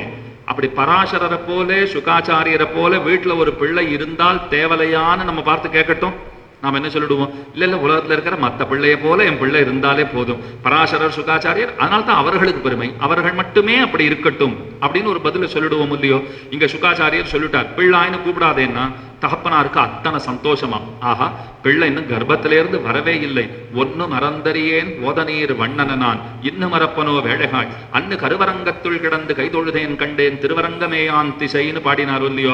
அப்பவே மறக்கலை, இப்ப மறக்க போறேனான்னு பொய்கை ஆழ்வார் கேட்கிறாரே. கருவரங்கத்துள் கிடந்தேன் மனசமலர் கருவதனில் வந்தமைந்தான் வாழியே.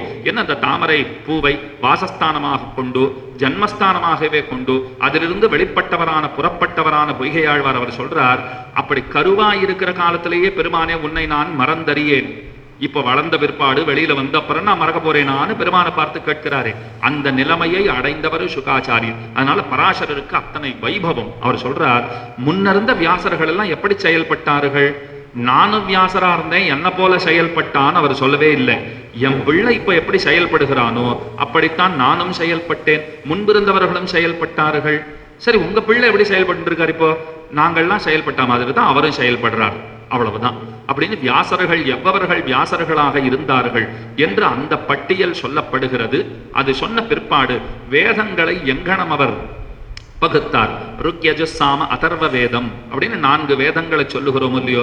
இந்த வேதங்களை எவ்வவர்கள் மூலமாக பிரித்தார்கள், அதற்கு பல பேர்களை துணையாக கொண்டு பல சீடர்களை துணையாக கொண்டு வேதங்கள் பகுக்கப்பட்டன என்கிற விஷயங்கள் ஈண்டு விவரிக்கப்படுகின்றன. அதுல தான் கிருஷ்ண யஜுர்வேதம்ங்கிறது, இந்த உச்சிஷ்ட வேதம்ங்கிறது எப்படி வந்தது அந்த சரித்திரமும் சொல்லப்படுகிறது. எங்கோ ஒரு பெரிய சபை நடந்தது, வைசம்பாயனரும் வர வேண்டும் என்று அத்தனை பேருக்கும் அழைப்பு விடுத்திருந்தார்கள். அவர் பெருசா அதை போகணுமா வேண்டாமான்னு அவர் விட்டுட்டார். சபையில என்ன விஷயம் விவாதிக்க போகிறார்கள் அதை சொல்லல. ஒரு மீட்டிங் நடக்க போறது, எல்லா ரிஷிகளும் வரணும், வரலைன்னா பெரிய சாபம் உண்டாகும், பிரம்மஹத்தி தோஷமே ஏற்படும்னு சொல்லிட்டார். போய்த்தானே ஆகணும். போகல வரலேன்னு சொன்னால் நீங்கள் எந்த பிழையும் செய்யாதிருப்பினும் ஒரு பிழை செய்வதற்கு நீங்கள் நிச்சயமாக ஒரு பிழையை செய்வதற்கு தூண்டப்படுவீர்கள். அப்படி தூண்டப்பட்ட பிற்பாடு பிரம்மஹத்தி தோஷம், ஒரு பிராமணனை கொன்ற தோஷம் உங்களுக்கு சம்பவிக்கும். எப்போ இந்த மீட்டிங்க்கு வரலன்னா அப்ப எல்லாருமே பயந்துட்டு போகத்தானே செய்வார். இவர் ஆச்சாரியர் பார்த்தார், வைசம்பாயனர் ஒன்றும் அப்படி என்ன போகணும்னு ஒன்றும் இல்லை, பார்த்துக்கலாம், ஒன்றும் அதெல்லாம் வந்தால் என்ன நடக்க போகிறதோ அது நடக்கத்தான் போகிறது, அதை யாரால் இப்போ தடுத்துட முடியும் அப்படின்னு அவர் வாழாமல் இருந்து விட்டார், செல்லாமல் இருந்து விட்டார். ஒரு நாள் என்னாச்சு, எங்கேயோ போயிட்டு இருந்தார், ஒரு குழந்தை பெயர்ல கால் படுறா போல ஆச்சு. கால் பட்டதுக்கே அந்த குழந்தை சுருண்டு விழுந்து மாண்டு விட்டது. இவருக்கு பிரம்மஹத்தி தோஷம் வந்துடுத்து. சீடர்களை எல்லாம் அழைத்தார், யாக்ஞவல்கியர் முதலான சீடர்களை எல்லாம் பக்கத்திலே அழைத்து, இந்த மாதிரி எனக்கு தோஷம் ஏற்பட்டு போச்சுது, சீடர்களான உங்களுடைய கடமை இந்த தோஷத்தை எல்லாம் போக்கி கொடுப்பது, அதனால உங்களுக்கு நான் நியமிக்கிறேன், நீங்கள் தான் தோஷங்களை எல்லாம் போக்கி கொடுக்க வேண்டும் அப்படின்னு சொல்லிட்டு என்ன பண்ணணும்னா அதற்கான அனுஷ்டானங்களை நீங்கள் அனைவரும் சேர்ந்து செய்ய வேண்டியதுன்னார். யாக்ஞவல்கியர் சொல்றார், இதை செய்யறதுக்கு இத்தனை பேர் வேணுமான்னு கேட்டார். இவ்வளவு பேர் வேணுமா, நான் ஒருத்தனே பண்ணிடுவேனே. அவர் பாவம் அகங்காரமாலாம் சொல்லலை, அவர் பெரிய என்னால தான் முடியும், இத்தனை பேரால முடியுமா, இவாளெல்லாம் ஒன்றும் உபயோகமற்றவர்கள் அப்படிலாம் சொல்லலை.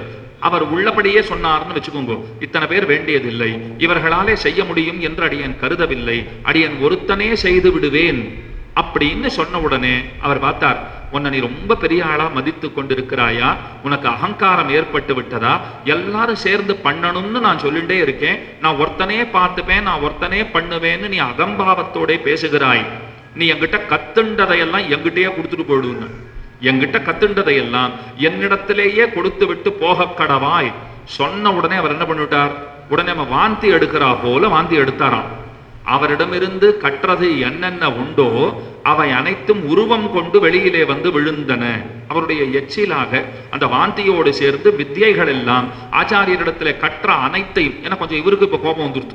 அவர் இப்படிலாம் பேசின உடனே இவர் என்ன சொல்லிட்டார், நான் ஒன்றும் தப்பான அபிப்பிராயத்தோட மற்றவர்களை கொஞ்சம் தரம் தாழ்ந்து மற்றவர்களை கொஞ்சம் தட்டி பேச வேண்டும், அவர்களுக்கு பெருசா சக்தி இல்லை வல்லமை இல்லைன்னு பேசணும்னு நான் பேசவே இல்லை, நானே பண்ணிடுவேனேன்னு தான் நான் கேட்டேன். அதற்கு நீங்கள் இத்தனை பெரிய கோபம் கொண்டு கற்ற வித்யைகள் அனைத்தையும் திரும்ப கொடுத்து விடு என்று சொல்லிவிட்டீர்களோ இல்லையோ, நான் கொடுத்து விடுகிறேன் என்று மொத்தத்தையும் வாந்தி எடுக்கிறா போல எடுத்துட்டார். ஆச்சாரியர் பார்த்தார், இது அத்தனை பேரும் எடுத்துக்கொள்ள வேண்டியது, அதற்கான ஏதேனும் ஒரு உபாயம் செய்து இந்த வித்யைகளை திரும்பவும் எடுத்துக்கொள்ள வேண்டியதுன்னு சொன்ன உடனே அவர்கள் எல்லாம் தித்திரி பறவைகள், அது தீப்பறவைங்கிறார், தித்திரி பறவைகள்ங்கிற வடிவம் எடுத்துக்கொண்டு அது அத்தனையும் அவர்கள் உண்டு விட்டார்கள். அதனாலே வெளிப்பட்டதுதான் இந்த தைத்திரியம்ங்கிறார். வேதத்துக்கு கிருஷ்ண யஜுர்வேதம் உச்சிஷ்ட வேதம்னு சொல்றாள். தைத்திரியோபனிஷத்துன்னு கூட கேள்விப்பட்டிருப்பீங்க. அப்ப தைத்திரியம்னு ஏன் பெயர் வந்தது?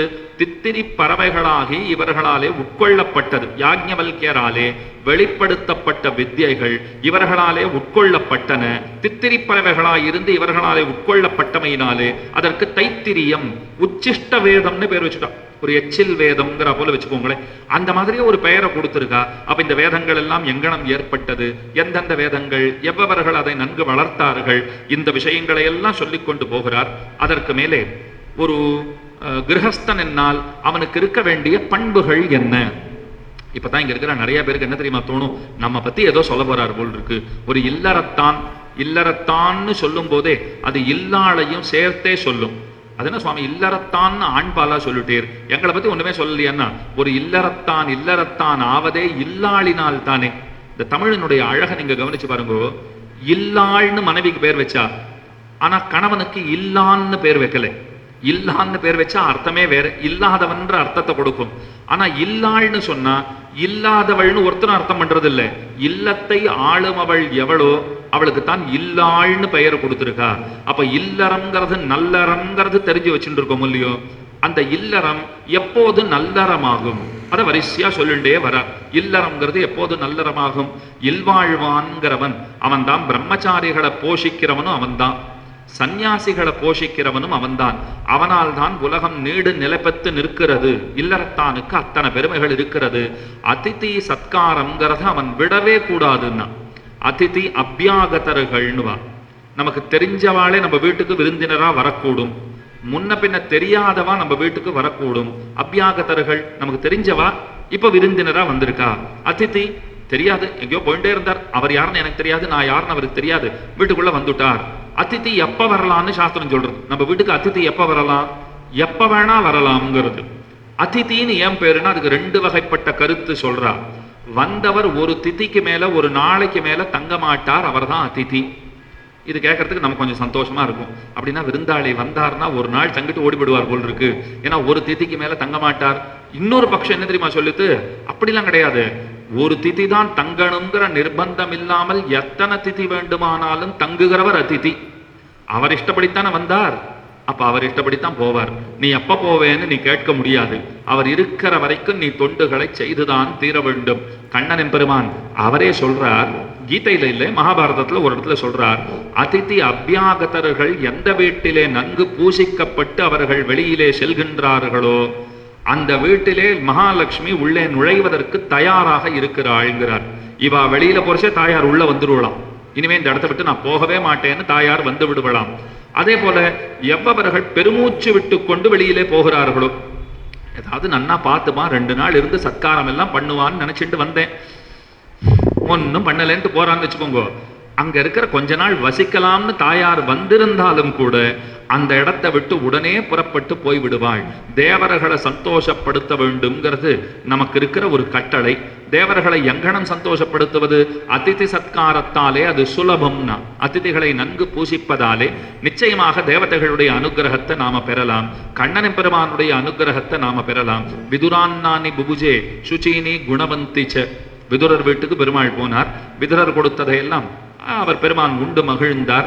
துரியோதனன் கேட்கிறான், அங்க போய் சாப்பிட்டியே, இங்கேயே வரல, கிமர்த்தம் ரிஷல போஜனம்னு கிமர்த்தம் புண்டரீகாட்ச. எதனாலே புண்டரீகாட்சனை வெய்யரானாம் பெருமானே.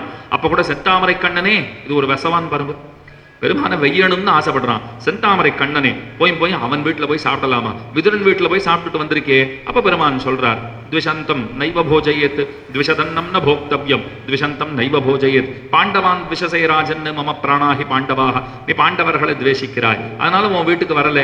அப்ப இது ஒரு குறைங்கிறது அவனுக்கு ஏற்பட்டிருக்கிறதோ இல்லையோ? பெருமானை அதிதியாகவும் வரவழைத்து சத்கரிக்க யோக்கியத்தை இல்லாதவனாக அவன் ஆகியிருந்தான். என்னால் அடியவர்களை வெறுப்பவனாக இருந்தான். அடியவர்களை கொண்டாடுறவரா இருந்தா அவர் இல்லம் தேடி பெருமான் போகிறார் அப்படிங்கிறது தான் நிதர்சனமான உண்மை. அப்ப அதிதி அபியாகதர்களை நன்கு பூசிக்க வேண்டும். வேடிக்கையா ஒரு கதை சொல்லுவா. ஒருத்தர் வீட்டுக்கு ஒருத்தன் சாப்பிட வந்தான். அவன் கார்த்தால நன்னா சாப்பாடு போட்டுட்டான். எஜமானன் கார்த்தால நன்னா சாப்பாடு போட்டுட்டான். சாயங்காலம் சாப்பாடு போடுறதுக்கு அவனுக்கு மனசு இல்லை. ஏதோ வந்ததுக்கு ஒரு வேளை போட்டாச்சு, இப்ப சாயங்காலம் வேற இவர் தங்கினார்னா போடணுமான்னு அப்படின்னு அவர் யோசனை பண்ணிட்டு இருக்கார். மனைவிக்கு கணவனை பத்தி ரொம்ப நன்னா தெரியும். ஒருவேளை போட்டதே பெரிய விஷயம். கருமியவர், கருமிய போல ஒரு பெரும் கொடையாளன் உலகத்திலேயே கிடையாது. எங்கேயாவது கேட்டிருக்கீங்களா? இந்த சாஸ்திரமே சொல்றது, கருமிய போல ஒரு பெரும் கொடையாளன் எவனுமே கிடையாது. அவன் தனக்கும் எடுத்துக்கிறது இல்லை, தன் கையால இன்னொருத்தருக்கும் கொடுக்கறது இல்லை, எல்லாத்தையும் விட்டுட்டு போறானோ இல்லையோ. அடுத்தவர்களுக்காகவே அத்தனையும் விட்டுட்டு போகிறவன்கிறவன் அந்த கருமி மட்டும்தான். அவனை போல பெருங்கொடையாளன் கிடையாது. நம்ம ஆத்துக்காரர் கார்த்தால அவருக்கு சாப்பாடு போட்டதே பெரிய விஷயம். சாயங்காலம் நிச்சயமா போட மாட்டார்னு தெரியுது. பிள்ளைய கூப்பிட்டா, அங்க அந்த மாமாவும் அப்பாவும் உட்காந்து பேசிட்டு இருக்காளா, நீ அங்க போய் உறக்க கேளு, சாயங்காலத்துக்கு என்ன பண்ணட்டும்னு கேளு அப்படின்னு குழந்தைகிட்ட சொல்லி அனுப்பிச்சா. குழந்தை போய் அதே போல உறக்க கேட்டுது. அப்பா, அம்மா கேட்கறா, சாயங்காலம் என்ன பண்ணட்டும்னு கேட்டா. அப்பா அப்படி திரும்பி பார்த்தார். நாமெல்லாம் என்ன மனுஷனா மாடா? இப்பதான் நல்லா வயிறு முட்டை சாப்பிட்டுருப்போம், இதுல சாயங்காலம் வேற நமக்கு பசிக்குமான்னு கேட்டுட்டார். பக்கத்துல இருக்கிறவருக்கு இப்ப வாயை திறந்து பேசவே முடியல. இப்ப எனக்கு பசிக்கிறதுன்னு சொன்னா மாடாயிடுவோமேன்னு அவருக்கு பயம். என்ன சாப்பிட்டே இருக்கிறதான்னு வேற இவர் சொல்லிட்டாரு இல்லையோ. அப்புறம் அவர் பார்த்து கேட்டார், உனக்கு ஏதாவது வேணுமான்னு என்னார். இல்லை எனக்கு எதுவும் வேண்டான்னுட்டார் அவர். இதுவே வயிறு ரொம்ப போச்சே, நீர் சொன்னது சரிதான். அவருக்கும் சந்தோஷம். போட்ட திட்டம் நன்னா வேலை செஞ்சு கொடுத்து எதுவும் வேண்டான்னு சொல்லிட்டார் இந்த பிராமணர். அப்ப கிளம்பி போடுவார் அப்படின்னு அவன் தீர்மானம் பண்ணான். இதை போல சில பேர் என்ன பண்ணுவா, சத்காரம் பண்ணணும்னு கூப்பிடுவா, சத்காரம் பண்றதை மறந்து போடுவா, அதுல ஏதாவது குறைய வச்சிருவா. இப்போ திருக்கண்ணை பண்ணி வச்சிருப்பீங்கோ, வந்தவருக்கு எல்லாம் பரிமாறி இருப்பீங்கோ, அவர் போனப்புறம் அவருக்கு போனை போட்டு உங்களுக்கு பாயசம் கொடுக்கவே மறந்து போயிட்டேன்னா. திருக்கண்ணை பண்ணி வச்சிருக்கேன், நல்லா பாதாம் கீரை பண்ணி வச்சிருந்தேன், நான் மறந்து போயிட்டேன். நீர் தான் கேட்க கூடாதான்னா, நீங்க பாதாம் கீரை பண்ணிருப்பீங்கன்னு எனக்கு எப்படி தெரியும்? இருந்தா நீங்க கொண்டு வந்து சாய்ச்சிருக்க மாட்டீங்களா? நான் பாதாம் கீரை இல்லையான்னு கேட்க போக உனக்கு இத்தனை கொடுத்ததே பெருசுன்னு சொல்லிட்டா நான் என்ன பண்றது? இந்த பயம் நமக்கு. அதுக்கு வேடிக்கையா ஒரு கதை சொல்லுவா.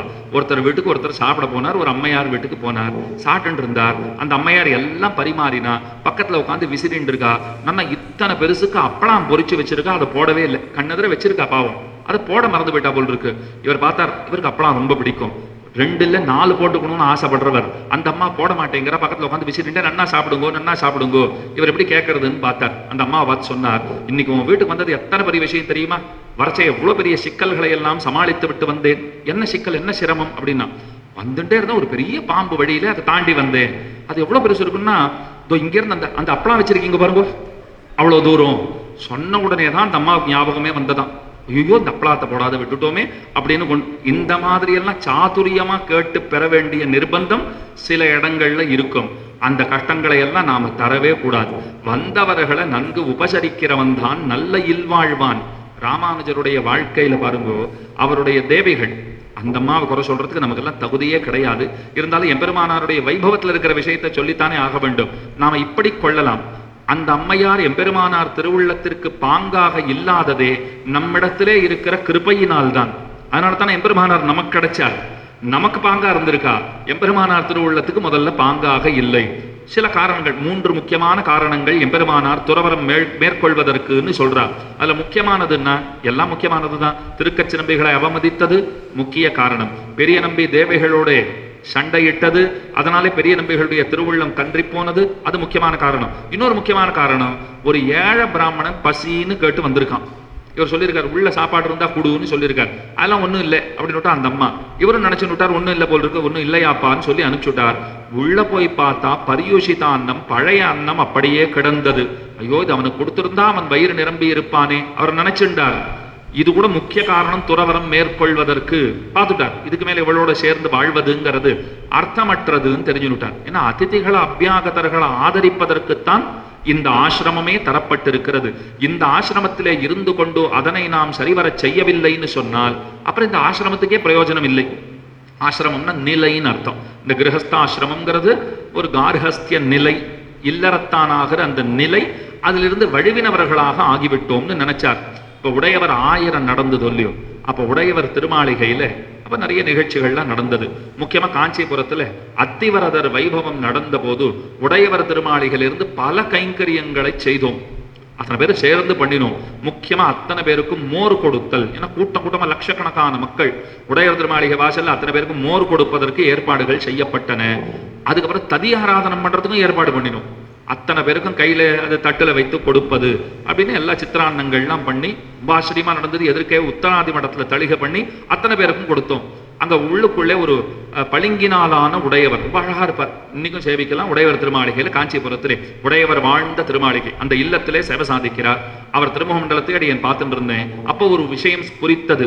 எம்பெருமானார் என்ன நினைச்சிருப்பார் தெரியுமா? 1000 ஆண்டுகளுக்கு முன்பு ஒரு ஏழை பிராமணனுக்கு சோறில்லைன்னு சொன்ன இடம் இதுதான். இந்த இடத்துலதான் சோறு இல்லை என்று ஒரு பிராமணனை திருப்பி அனுப்ப வேண்டியதா போச்சு. இன்னைக்கு அந்த திருமாளிகையிலேயே வைத்துக்கொண்டு பல்லாயிரக்கான பக்தர்களுக்கு உணவிடப்படுகிறதுன்னு சொன்னால் எம்பெருமானார் எத்தனை திருவுள்ளம் குளிர்ந்திருப்பார். என அடியவர்களை ஆராதிப்பதைப் போலே சிறந்த பூசை மற்றொன்று கிடையாது. ஆராதனானாம் சர்வேஷாம் விஷ்ணோர் ஆராதனம் பரம் தஸ்மாது பரதரம் புரோக்தம் ததீயாராதனம் பரம். ததீயர்களை ஆராதிப்பது. சில பேர் நிஜமாவே தடியாராதனம்னு தான் நினைச்சுட்டு இருக்கா. அதுக்கு பலவிதமான அர்த்தம் சொல்றா. தடியால் அடிக்கிறது தடியாராதனமான்னு ஒருத்தர் வேடிக்கையா கேட்டார். இன்னொருத்தர் தடியர்களை ஆராதிப்பது தான் தடியாராதனம் போல் இருக்குன்னார். ததீயர்கள் அடியவர்கள் அவர்களை பூசிப்பது அதைத்தான் ததியாராதனம். அதை இன்னைக்கு சாமானிய பாஷையில ததியாராதனை அப்படின்னு சொல்லிடுறோம். ததியாராதனம்ங்கிறது தான் சரியான சொல் வழக்கு. அது ததியாராதனம். அது என்ன அர்த்தம்? அடியவர்களை பூசிப்பது. எம்பெருமான பூசிப்பதை காட்டிலும் அவன் அடியவர்களை பூசிப்பதுங்கிறது சிறந்தது. அதைத்தான் விதுரர் பெருமான பூசித்தா போல நம்ம அடியவர்களை பூசிக்க வேண்டும். அப்ப பகவான் என்ன எண்ணிக்கொள்வான்? என்னையே இவன் பூசித்தான்னு நினைப்பனான். வீட்டுக்கு வந்த ஒரு அடியவரை நாம பூசித்தோம்னால் பகவான் திருவுள்ளத்தாலே தன்னையே பூசித்த கணக்குங்கிறார். அப்ப இல்வாழ்வான் எப்படி இருக்க வேண்டும்ங்கிறத அதையெல்லாம் வரிசையாக எடுத்து சொல்லுகிறார். பிரம்மச்சாரினா எப்படி இருக்க வேண்டும்? பிரம்மச்சாரி ஒற்றை ஆடை உடுத்தியவனாக இருக்கிறான். பிரம்மச்சாரி எந்த போக வஸ்துக்களையும் தொடலாகாது. இன்னைக்கு நீங்க கோட்டி எல்லாம் பார்த்திருக்கலாம். பிரம்மச்சாரி பிள்ளைகளிடத்துல அந்த சந்தன கிண்ணியை கொண்டு போங்க, அழகா கையை கூப்பிடுவான். இதெல்லாம் நமக்கு ஆகாது. புஷ்பம் கொடுத்தா வாங்கிக்க மாட்டான். ஆனா ஒண்ணு தெரிஞ்சுக்கணும், இந்த இடத்துல திருநாராயணபுரத்திலே கற்று தெளிய வேண்டிய ஒரு விஷயம். சந்நிதியா இருந்தா பிரம்மச்சாரி பிள்ளைகளாகவே இருந்தாலும் புஷ்பம் கொடுக்கப்பட்டாலும் சிகை இருந்ததுன்னா சூடிக்கொள்ளலாம். சந்தனமா நன்றாக உடம்பிலே பூசிக்கொள்ளலாம். ஏன் சுவாமி பிரம்மச்சாரிக்கு இந்த போக வஸ்துக்கள் எல்லாம் ஆகாதுன்னா இது பகவானுடைய பிரசாதம். உடுத்து களைந்தனின் பீதகவாடை உடுத்து கலத்ததுண்டு தொடுத்த துழாய் மலர் சூடி களைந்தன சூடுமித் தொண்டர்களோம்னு ஆழ்வார் பாடிட்டார். இப்ப புஷ்பம் கொடுக்கப்பட்டு ஒரு பிரம்மச்சாரி பிள்ளை வேண்டாம்னு சொல்லிட்டார்னா அவர் என்ன இப்ப தொண்டர் கிடையாதா? சூடுமித் தொண்டர்கள்ல அவரும் ஒருத்தர் கிடையாதா? அப்ப எம்பெருமானுடைய பிரசாத ரூபமாக எதொன்றையும் ஸ்வீகரிக்கலாம். அது போகம்னு நினைச்சு இப்போ ஃபாரின்ல இருந்து ஒருத்தர் வந்தார், நல்ல ஸ்ப்ரே வாங்கிடுவான்னு சில பேர் சொல்லியிருப்பாங்க. அது எதுக்குன்னா அது ஒரு போக வஸ்து, வாசனையை கூட்டும். அந்த எண்ணத்தோட பிரம்மச்சாரிகள் உபயோகிப்பது என்பது கூடாது. பகவானுடைய பிரசாதமா சந்தனத்தை வாங்கி உடம்பெல்லாம் பூசிக்கலாம். அந்த புஷ்பத்தை வாங்கி தலையிலே சூட்டி கொள்ளலாம். அப்போ ஒரு பிரம்மச்சாரி எப்படி இருக்கணும்? தரையில தான் படுத்துக்கணும். இதெல்லாம் சொல்றார். ஏன் சுவாமி ஒரு மெத்த போட்டு படுத்துட்டா என்ன குறைன்னா பிம்மால 3:30 எழுந்துக்க மாட்டானே. தரையில படுத்துட்டான்னா சரியா தூக்கம் வராது. கார்த்தால எழுந்து கொள்ள வேண்டும்ங்கிற அந்த ஒரு உணர்வு உந்தி தள்ளும். நிச்சயமா எழுந்துருவோம். தூங்கினா தானே எழுந்துக்கிறதுக்கு. தூக்கத்துல மனசு போயிடுதுன்னா படிப்புல மனசு போகாது. இதெல்லாம் பிரம்மச்சாரி எப்படி இருக்கணுங்கிறத சொல்லி கொடுக்கிறார். அதுக்கு மேல கிரகஸ்தன் இருக்க வேண்டியதையும் சொல்றார். அதற்கு முன்புதான் யமகீதைங்கிற ரொம்ப ஆச்சரியமான ஒரு பட்டலம், ரொம்ப அழகான ஒரு விஷயம் வருகிறது. அது என்ன யமகீதைனா இன்னைக்கு மகமொல்லியோ இன்றைய தினம் 3வது அம்சம் அமைந்திருப்பதுங்கிறது ஒரு சிறப்பு. ஏன்னா நான்முகன் திருவந்தாதி பாசுரம் 1 அதனுடைய வடமொழியாக்கம் ஸ்ரீவிஷ்ணு புராணத்திலே காண்பிக்கப்படுகிறது. இல்லைன்னா இப்படி வச்சுக்கலாம், ஸ்ரீவிஷ்ணு புராணத்துல சொல்லப்பட்டதே தமிழாக்கம் செய்து ஆழ்வார் வெளியிட்டார். எப்படியேனும் கொள்க திருமழிசை ஆழ்வாராலே சொல்லப்பட்டிருக்கிற ஒரு விஷயம். அது ஸ்ரீவிஷ்ணு புராணத்திலே நமக்கு காட்டப்படுகிறது. அது என்ன? யமகீதையினால். ஸ்ரீவைஷ்ணவர்கள் யார்? மைத்ரேயர் கேட்கிறார். யார் ஸ்ரீவைஷ்ணவர்கள்? உடனே நாம இப்படி சொல்லிடலாமா? ஏன் இங்க எத்தனை பேர் உட்காந்துருக்கோம், வந்து பார்த்தா தெரிஞ்சுக்க போறார் அப்படின்னா நிச்சயம் தெரிஞ்சு விடுவார். அவருக்கு அவகாசம் இல்லை, அங்க கேட்டிருக்கார், அவர்கிட்ட கேட்டிருக்கார். யார் ஸ்ரீவைஷ்ணவர்கள் அப்படின்னா, ஸ்ரீவைஷ்ணவர்கள் எம்பெருமானையே எல்லாமுமாக கொண்டிருப்பவர்கள். அவர்களுக்கு அனைத்தும் பகவான் தான். மற்றொன்னை அவர்கள் எதிர்பாராதவர்கள், மற்றொன்றை சார்ந்திராதவர்கள். பகவானுக்கு இருக்கிற ஏத்தம் நமக்கும் உண்டு. அவர் தனி நின்ன சார்பிலா மூர்த்தி, நாமும் அப்படித்தான். அவர் யாரையும் சார்ந்திராதவர், நாம் அவரையே சார்ந்திருப்பவர்கள் ஆனமையால் பிரிதொன்னை சார்ந்திராதவர்கள். அவர் நம்மை சார்ந்திருக்கிறார், நாம் அவரை சார்ந்திருக்கிறோம். பக்தனுக்கும் பகவானுக்கும் இருக்கிற அந்த ஒற்றுமைங்கிறது எப்படிப்பட்டது? நாம இல்லைன்னா அவர் இல்லை, அவர் இல்லைன்னா நாம இல்லை. இதுதான் பக்தர்களுக்கும் பகவானுக்கும் இருக்கிற தொடர்பு. அப்ப யமகீதையில என்ன விஷயம் சொல்லப்படுகிறதுனால், ஸ்ரீவைஷ்ணவர்களுடைய ஏத்தத்தை சொல்லி யமன் தன்னுடைய தூதர்களிடத்திலே சொல்லி இருக்கிற ஒரு விஷயம். ஸ்வபுருஷம் அபிவீக்ஷ்ய பாசஹஸ்தம் வததி யமக்கிலத்தஸ்ய கரணமூலே பரிஹர மதுசூதன பிரபன்னான் பிரபுரகம் அந்யன்றாம் ந வைஷ்ணவானாம் திரம்பேன்மின் கண்டீர் திருவடி தன்னாமம் மறந்தும் புறந்தொழாம் ஆந்தர் இறைஞ்சியும் சாதுவராய்ப்போதுவின்களென் நான் நமனும் தன் தூதுவரை கூவிச் செவிக்குன்னு திருமழிசை ஆழ்வாருடைய பாசுரம். ரொம்ப அழகான அர்த்தத்தை சொல்றார். யமன் தன்னுடைய தூதுவர்களை பக்கத்துல கூப்பிட்டானாம், கிங்கரர்களை பக்கத்துல கூப்பிட்டான். பக்கத்துல வாங்கோ வாங்கோன்னு கூப்பிடுறான். எப்பயும் அதட்டித்தான் பேசுவார், உறக்கத்தான் பேசுவார். இன்னைக்கு ஏதோ பக்கத்துல கூப்பிடுறாரேன்னு பக்கத்துல மெதுவா அவளும் போனாலாம். அடியேன்னு சொல்லியிருக்கா. இன்னும் பக்கத்துல வாங்கோன்னார். என்ன இவ்வளவு பக்கத்துல கூப்பிடுறார்? இல்ல இல்ல, ஒரு ரகசியம் சொல்லணும், பக்கத்துல வாங்கோன்னு கூப்பிட்டாராம். கூப்பிட்டுட்டு என்ன சொன்னார் அப்படின்னா, நீங்க எங்க வேண்டுமானாலும் இஷ்டம் போல சஞ்சரிக்கலாம், ஆனால் ஸ்ரீ வைஷ்ணவர்கள் இருக்கிற இடத்திலே ஒருபோதும் செல்லாதீர்கள். நாம் அவர்களுக்கு பிரபுக்கள் அல்லர்கள், அவர்கள்தான் நமக்கு பிரபுக்கள். அவர்கள் தான் நமக்கு தலைவர்களை தவிர நாம ஏதோ பெரிய பதவியில இருக்கிற தேவர்கள் நினைச்சுண்டு பாசக்கயத்தை எடுத்துட்டு ஒய்யாரமா அவ கிட்ட போயிடாதீங்கோ அப்படின்னு காதுல சொல்லியிருக்கார். இந்த இடத்துல ரொம்ப ஆச்சரியமா ஒரு அர்த்தம் காட்டுறா. நல்ல விஷயத்தை தானே சொல்றான், இதை உறக்கவே சொல்ல முடியும். இது என்னத்துக்கு காதுல சொல்லணும்? நல்ல விஷயத்தை சொல்லுகிறோம்னா உறக்க சொல்லலாமே. இதோ பாருங்கப்பா, அங்கெல்லாம் போகக்கூடாது, நீங்க எங்க வேணா போங்கோ, ஸ்ரீ வைஷ்ணவ போயிட போறீங்கோ, அவதான் நமக்கு தலைவர்கள், நாம் அவர்களுக்கு தலைவர்கள் அல்லர்கள்.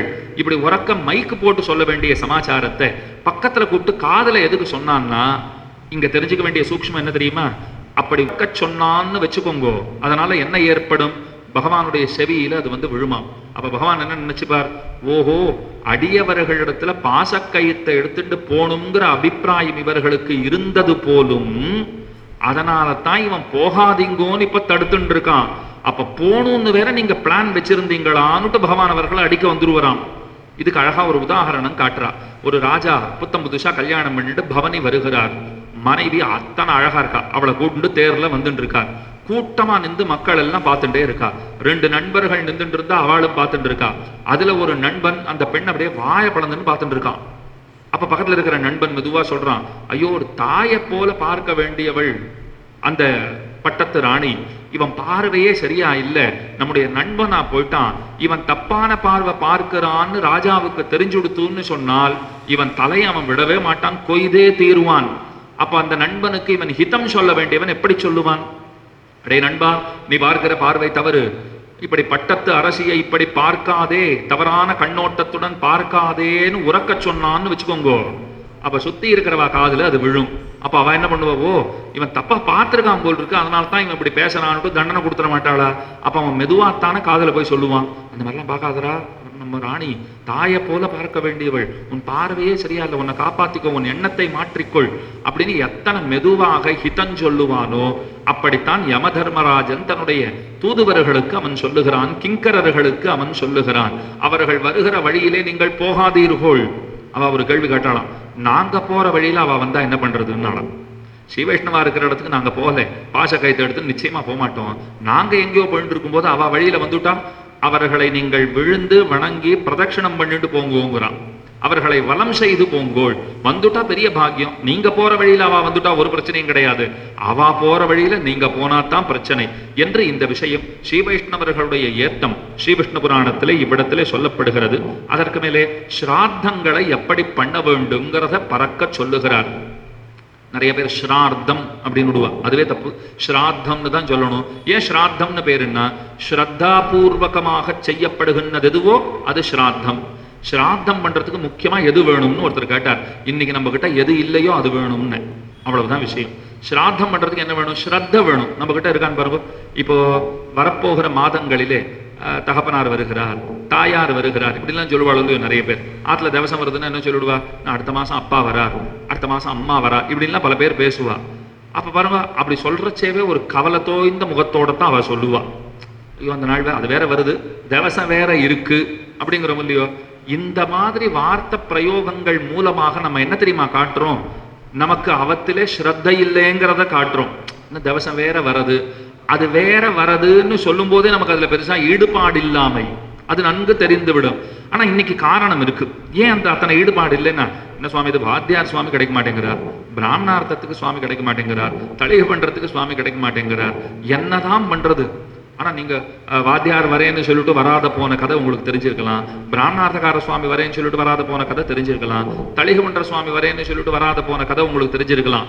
இதெல்லாம் ஆச்சரியமே கிடையாது. ஒரு சமயம் எங்கேயோ வடதேசத்துல அடியன் யாத்திரையில இருந்தேன். கூட தளிகை பண்ற சுவாமி ஒருத்தர் வந்திருந்தார். காலங்காத்தால அவர் போன் எடுத்துட்டு யாரையோ வாழ்வேள்னு கத்தின்னு இருந்தார். நான் பொறுமையா இருந்தேன். அவரே இப்ப ரொம்ப டென்ஷனா இருக்கார். அதனால இப்ப கொண்டு போய் நமக்கு பாலை கொண்டு வா, அத்தை கொண்டு வான்னு கேட்டா அவர் வேற மாதிரி தான் இப்ப நடந்துப்பார், அவர் பேசிட்டு வந்துடட்டும் அப்படின்னு காத்துட்டு இருந்தேன். ஒரு 1/4 மணி பேசிட்டு அவர் பொறுமையா வந்தார். அண்ணா உங்களுக்கு பாலே கொடுக்கல, கொண்டு வந்து தரட்டுமான்னு அவரே கேட்டுட்டார். எனக்கு சந்தோஷமாச்சு, பரவாயில்ல அவரே பால் தரேங்கிறாரு சொல்லிட்டு, என்னப்பா நம்ம காலங்காத்தால இத்தனை டென்ஷனா பேசிட்டு இருந்தியே என்ன? அவர் ஒரு விஷயம் சொன்னார் பாருங்க. யாரோ ஒருத்தர் அவருடைய தாயாரோ தகப்பனாரோ போயிட்டார். மாசிகம் நடந்துட்டு இருக்கு. மாசியம்னு சொல்றோம் இல்லையோ, பிரதி மாசம் பண்ண வேண்டிய அந்த ஸ்ராத்தம் நடந்துட்டு இருக்கு. அன்றைய நாள், அதாவது அந்த நாள் என்னைக்கு ஒரு கோபமா பேசினாரோ, நான் கூட பாலுக்காக காத்துட்டு இருந்தேனே, அந்த நாள் அந்த கர்த்தாவினுடைய வீட்டுல மாசியம். இதுல வேடிக்கை என்னன்னா, இந்த தளிகை பண்றவர் இடத்துல அவர் மொத்தமா கான்ட்ராக்ட் ஆட்டம் கொடுத்துட்டார். எல்லா ஏற்பாட்டையும் நீர் பண்ண வேண்டியது, பிராமணார்த்தம் நீர் சொல்ல வேண்டியது, தளிகை நீரே பண்ணிட்டு போறீர், வாத்தியார நீரே சொல்லிட வேண்டியது, நான் வந்து தேவசத்தை மட்டும் பண்ணிட்டு போறேன்னு கர்த்தா சொல்லி வச்சிருக்கார். இங்க பிரச்சனை என்னன்னா, அன்றைக்கு மாசியங்கிறத கர்த்தா மறந்துட்டார்.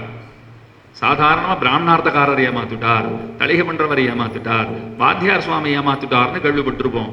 அவர் விஷயத்துல என்ன தெரியுமா நடந்து போச்சு? தளி பண்றவர் விஷயத்துல, சுவாமி நான் ஆளை போட்டுட்டேன், ஒருத்தன் போய் தளிகையெல்லாம் பண்ணி வச்சுட்டான், வாத்தியார் வந்து உட்காந்து எனக்கு போன் பண்ணிட்டு இருக்காரு, இன்னும் கர்த்தாவை காணுமேன்னு போன் பண்றார். இவனுக்கு போன போட்டா இவன் என்ன தெரியுமா சொல்றான்? இன்னைக்கு தான் எங்க அப்பா அம்மனுடைய மாசியம்னு நீ முந்தா நாளே எனக்கு சொல்லியிருக்கணுமா வேண்டாமா? நீ எனக்கு சொல்லல, எனக்கு தெரியல, இதுக்கு மேல கிளம்பி என்னால போக முடியாது, இன்னைக்கு நீ பண்ணதுக்கு நான் பணம் எல்லாம் தரமாட்டேன், இன்னைக்கு மாசியா என்னால பண்ண முடியாதுன்னு அவர் சொல்லிட்டு இருக்கார். இவர் பாவம் தர்மசாஸ்திரம் எல்லாம் சொல்லி பண்ணியே ஆகணும்னு அவனுக்கு சொல்லிட்டு இருக்கார். நான் பார்த்தேன், இந்த மாதிரி நான் பார்த்ததே கிடையாது. மற்ற பேரெல்லாம் ஏமாத்தினது கேள்விப்பட்டிருக்கோம், கர்த்தாவே ஏமாத்தினார்னால் கலியுகம் எத்தனை கோரமானதுன்னு அதுலேயே தெரிஞ்சுக்கலாம். தாய் தகப்பனாருக்கு பண்ண வேண்டிய அந்த ஸ்ராத்தத்தை பிள்ளை மறந்துட்டு உட்காந்துருக்காருங்கிற அளவுல தானே இன்னைக்கு பூமி இயங்கி கொண்டிருக்கிறது. அதனால தான் சொல்றார் ஸ்ரத்தையா பண்ணணும், அதனால தான் ஸ்ராத்தம்னு பேரு. என்ன அந்த விஷயங்களை எல்லாம் எடுத்து சொல்லுகிறார். அதுக்கு மேல அவர் சொல்ற விஷயங்கள் இப்ப நமக்கு வேண்டாம். ஏன்னா யார் யாரை வைக்கலாம், யார் யாரை வைக்கக்கூடாதுன்னு சொல்றார். இத்த படிச்சுட்டு போனோம்னா ஸ்ராத்தம் பண்ணலாமா வேண்டாமான்னுட்டே இன்றைக்கு கேள்வி எழுந்து விடும். ஏதோ துணை நூல் மார்பில் அந்தணர்ங்கிற அளவிலே கீர்த்தி மூர்த்தி மகாவித்வான் வேலுக்குடி வரதாச்சாரிய சுவாமி ஒரு உபன்யாசத்துல ரொம்ப அழகா சொல்றார். துணை நூல் மார்பில் அந்தணர். யாரோ ஒருத்தர் ஒரு வீடியோ கேசட் அந்த நாள்ல கொடுத்தார்.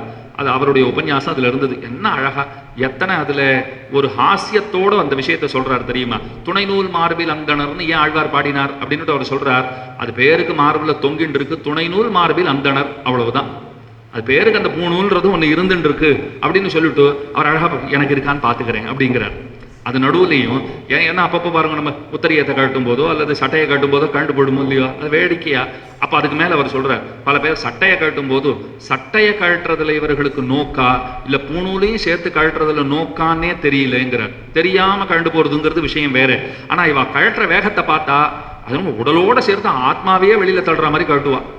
அத்தனைக்கு ஆக்ரோஷம். பொறுமையா அதை ஜாகிரதையா அந்த பூணூல் கழன்று வந்து விடாமல் அது ஜாகிரதையா கழட்ட வேண்டாமா? இந்த விஷயங்கள் எல்லாம் இதெல்லாம் கூட போதிக்க வேண்டி இருக்கிறதுங்கிறதே ஒரு ரொம்ப வருத்தத்துக்குரிய ஒரு விஷயம்தான். சந்தியாவந்தனம் பண்ணுன்னு சொல்லலாம், பூணூல் காண்டிடாம பார்த்துக்கோன்னு கூட சொல்லணும்னா அது ரொம்ப வருத்தத்திற்குரிய விஷயம் தானே. அப்ப ஸ்ராத்தத்துல யார் யாரை வைக்கலாம், யார் யாரை வைக்கக்கூடாது, இது அத்தனையும் சொல்லுண்டே வருகிறார் அவர். அதுக்கு மேல தான் நக்னர்களை பத்தின விஷயம் வருகிறது. ரொம்ப அழகான சரித்திரம். நக்னர்கள்னா ஆடை இல்லாதவர்கள்னு பேர். யார் ஆடை இல்லாதவர்கள்னு சொல்ல முடியும்னால், நமக்கு வேதம் தான் ஆடைய போல இருக்கான். அந்த வேதத்தை எவர்கள் எல்லாம் விட்டுட்டு இருக்கிறார்களோ அன்னவர்களே நக்னர்கள், ஆடை இல்லாதவர்கள்னு சொல்ல தகுந்தவர்கள். முக்கியமா பாஷண்டிகள்னு சொல்லுகிறோம் இல்லையோ, அதை பத்தின கதையை ரொம்ப அழகா பராசரர் விவரிக்கிறார். அது என்ன கதை அப்படின்னால், அசுரர்கள் ஒரு காலத்திலே தேவர்களை வெற்றி கொள்ளுதற் பொருட்டு உபாயங்களை தேடினர். எப்ப பார்த்தாலும் தேவர்கள் தான் ஜெயிக்கிறார், நாம தோற்றுக்கொண்டே இருக்கிறோம், அவர்களை வெல்வதற்கு யாது உபாயம் அப்படின்னு ஒரு மீட்டிங் போட்டா. அப்பதான் தெரிஞ்சுதான் வேதாங்கங்களின்படி நடத்தல், யாகாதிகளை செய்தல், இதெல்லாம் பண்ணினோம்னு சொன்னால் நாம தேவர்களை வெற்றி கொள்ளலாம். அப்ப அசுரர்கள் ரொம்ப சாத்விகர்கள் ஆயிட்டா, வேதங்களை கற்க ஆரம்பித்தார்கள், அவர்கள் யாகாதிகளை செய்ய ஆரம்பித்தார்கள். தேவர்களை அடிச்சு துவம்சம் பண்ணிட்டா, துரத்திட்டா, தேவர்கள் தோற்று போயிட்டா. பகவான் இடத்துல போய் பார்க்கடல்ல போய் அழுதார்கள். கூப்பீடு கேட்கும் இடம் அவ்விடத்துல போய் அழுதார்கள். பகவான் கேட்டார், என்ன ஆச்சுன்னார். அசுரர்களுக்கு ஜெயமாகி போச்சு, நாங்க தோத்து போயிட்டோம். அவ ஜெயிச்சாளா, எப்படி ஜெயிச்சா அப்படின்னு கேட்டார். என்னத்த சொல்றது, அவ வேதங்கள் எல்லாம் கத்துண்டு யாகாதிகள் எல்லாம் பண்ண ஆரம்பிச்சுட்டா, அதனால தான் வெற்றி அவர்களுக்கு வசப்பட்டது, நாங்கள் தோற்று போய்விட்டோம். அப்பத்தான் பகவான் ஒரு திகம்பரனை போலே அவர் வருகிறார். கையில ஒரு மயிர்பீலியை எடுத்துக்கொண்டு வருகிறார். பிச்சச்சிறுபீலி பிடித்துலகில் பிணந்தின்னும் என்னெல்லாம் ஆழ்வார்களுடைய பாசுரம் இருக்கும் இல்லையோ. திருமங்கை ஆழ்வார் பாடுறார், திருமாலையில தொண்டரடிப்படி ஆழ்வார் பாடுறார். ஆழ்வார்கள் பலவாறாக அன்னவர்களை நிந்திக்கிறார்கள். அவர்கள் தான் மோகன சாஸ்திரத்தை பிரவர்த்தனம் பண்ணினவர்கள். பகவானே புத்தனாக வெளிப்பட்டான் இல்லையோ, கள்ள வேடம் கொண்டு போய் கலந்த சுடரை உள்ளம்பேதனை செய்து துயிருண்ட உபாயங்கள்னு ஆழ்வாருடைய பாசுரம். பகவானே போனார், பௌத்தாவதாரம். நிறைய பேர் என்ன நினைச்சுக்கிறா, புத்தர்னு சொன்னால் இந்த சித்தார்த்த கௌதம புத்தர் பகவானுடைய அவதாரம் அப்படின்னு நினைச்சுக்கிறா. திருமலைக்கு போங்க, நடுவில் திருவேங்கடமுடையான் படத்தை போட்டு தசாவதாரம்னு போட்டு கொடுத்துருப்பா. ஒரு ஓரமா பார்த்தா புத்தரும் இருப்பார். அதுல கௌதம புத்தராக பகவான் அவதரிக்கவில்லை. அந்த சம்பிரதாயத்துல முன்பு ஒரு புத்தர் இருந்திருக்கார். எவ்வவர்களுக்கு அந்த அறிவு ஏற்பட்டிருக்கிறதோ அவ்வவர்கள் அத்தனை பேரும் புத்தர்கள்னே சொல்லப்பட்டிருக்கா. அதுல ஆதியில யாரோ ஒரு புத்தர், அந்த புத்தரா பகவான் அவதாரம் பண்ணினான். மோகன சாஸ்திரத்தை அவனே வெளியிட்டான். இங்கதான் சம்பிரதாயத்தினுடைய மேன்மையை நாம தெரிஞ்சுக்கணும். புத்தனா பிறந்தது பெருமான் தான், ஆனா அந்த பெருமானை நாம் வணங்குவதில்லை. ஸ்ரீ வைஷ்ணவர்கள் மற்ற தேவதைகளை ஏன் வணங்குறதில்லைன்னு பல பேர் ஒரு புகாரோட வராடு இல்லையோ. நம்ம என்ன தெரியுமா பதில் சொல்லணும், எங்க பெருமானே எடுத்த அவதாரம் தான், நாங்க புத்தாவதாரத்தை வணங்குவதில்லை. ஏன் அப்படின்னால், பகவானுடைய அந்த இருப்புங்கிறது வேதத்தினால் தானே அறிய பெறுகிறோம். சாஸ்திர யோனித்வாத்து, சாஸ்திரங்கள்னால தான் பகவானை தெரிஞ்சுக்க முடியும். அந்த பகவானே ஆகிலும் அந்த சாஸ்திரங்களை பொய்யென்றுரைத்த அவதாரம்னு இருந்தால் அந்த அவதாரம் தள்ளத்தக்கதுன்னுட்டா. சாஸ்திரங்கள்னால தான் பகவானை தெரிஞ்சுக்கிறோம். இப்ப பகவானே சாஸ்திரம் பொய்ன்னா, ஐயோ பகவானே சொல்லிட்டார், அப்ப சாஸ்திரங்கள் பொய் அப்படின்னு முடிவு எடுத்துடக்கூடாது. சாஸ்திரங்கள் பொய்ன்னு சொன்ன பகவானே எங்களுக்கு தேவையில்லைன்னு விடணும். அப்ப சாஸ்திரங்கள்னால தான் பெருமானை தெரிந்து கொள்ள முடியும். அது ஒரு லீலையா அவர் பண்ணியிருக்கார். அவர் அவதரித்தார், அசுரர்கள் கிட்ட போனார். இந்த யாகம் முதலானவத்தை எல்லாம் செய்யாதீர்கள், ஸ்ராத்தத்தை எல்லாம் பண்ணாதீங்கோ. இந்த பராசரர் ரொம்ப அழகா விவரிக்கிறார். அவர் கேள்வி எல்லாம் அவ்வளவு லாஜிக்கா இருக்கும்னு பாருங்க. மோகன சாஸ்திரம்ங்கிறது கேட்கிறவ மயங்கரா போல பேசுறது. பகவான் அதைத்தான் பண்ணானோ, அசுரர்களை மயக்கணும் இல்லையோ. அப்ப அவர் சொல்லியிருக்கார், ஸ்ராத்தம் ஏன் பண்றீங்கோ, எங்கோ பித்ருலோகத்துல இருக்கா, அந்த பித்ருக்களுக்காக பண்றோம். அப்ப பகவான் கேட்டானா, அப்படின்னா பக்கத்து ஊருக்கு போயிருக்கிறவர் நம்ம உறவுக்காரர் சாப்பிடாத போனார்னு சொன்னா அவருக்கு கூட இங்க யாரையாவது கூட்டு சாப்பாடு போட்டுட்டா அவர் வயிறு ரொம்பாதா அப்படின்னு கேட்டாராம். அது எப்படி ரொம்பும்? உடனே பகவான் கேட்டார், அப்ப அங்க போனவா பரலோகத்துல எங்கேயோ இருக்கிறவா வயிறு எப்படி ரொம்பும்? இந்த மாதிரி கேள்வி எல்லாம் கேட்டு கேட்டு கேட்டு, அதே போல யாகம் முதலானவத்திலே ஆடு முதலானவத்தை பலி கொடுத்தல்ங்கிறது உண்டு. பலி கொடுக்கப்படுகிற ஆடு ஸ்வர்க்கத்துக்கு போகும். பகவான் புத்தர் என்ன தெரியுமா, அதாவது புத்தாவதாரம் பகவான் எடுத்திருக்காரு இல்லையோ, என்ன தெரியுமா கேட்கிறார், அப்படின்னா அவன் அப்பாவையே கொடுக்கலாமே, ஸ்வர்க்கத்துக்கு போவாளே, இதுக்கு ஒரு ஆட்டை பிடிச்சு கொண்டு வந்து கொடுக்கணும். இந்த மாதிரி கேட்கிறவர்களுடைய மனங்களை கலக்கடிக்க செய்து பகவான் ஒரு தர்மத்தை பிரவர்த்திப்பித்தான். அதுதான் மோகன சாஸ்திரம்ங்கிறார். அப்ப எவ்வவர்கள் வேதங்களை இசையாதிருக்கிறார்களோ, வேதமாகிற ஆடையை எவ்வவர்கள் அணிந்து கொள்ளவில்லையோ அவர்களே நக்னர்கள்னு சொல்லப்படுகிறார்கள். அவர்களே பத்தித்தர்கள், செய்ய வேண்டிய அனுஷ்டானங்களிலிருந்து நழுவியவர்கள். அதுக்கு ஒரு அழகான கதை, அதை சொல்லி உபன்யாசத்தை நிறைவு செய்கிறேன். சததனுன்னு ஒருத்தர், அவருடைய மனைவி ஒருத்தி, ரெண்டு பேரும் நல்ல அனுஷ்டானங்களை சிறப்பாக செய்கிறவர்கள். அவர்கள் காலக்கிரமத்தில் அனுஷ்டானங்கள் எல்லாவற்றையும் பண்ணுகிறார்கள். ஒரு நாள் ஏதோ ஒரு அனுஷ்டானத்தை முடிச்சுட்டு கங்கையில போய் குளிச்சுட்டு வரணும்னு போயிருக்கா. போயிட்டு வரச்சேவோ போகிறச்சேவோ எதிரில் ஒரு ஆசாமி வந்திருக்கார். வந்தவர் யாருன்னால் இந்த ராஜாவிற்கு வில்வித்தை சொல்லி கொடுத்தவருடைய நண்பர்.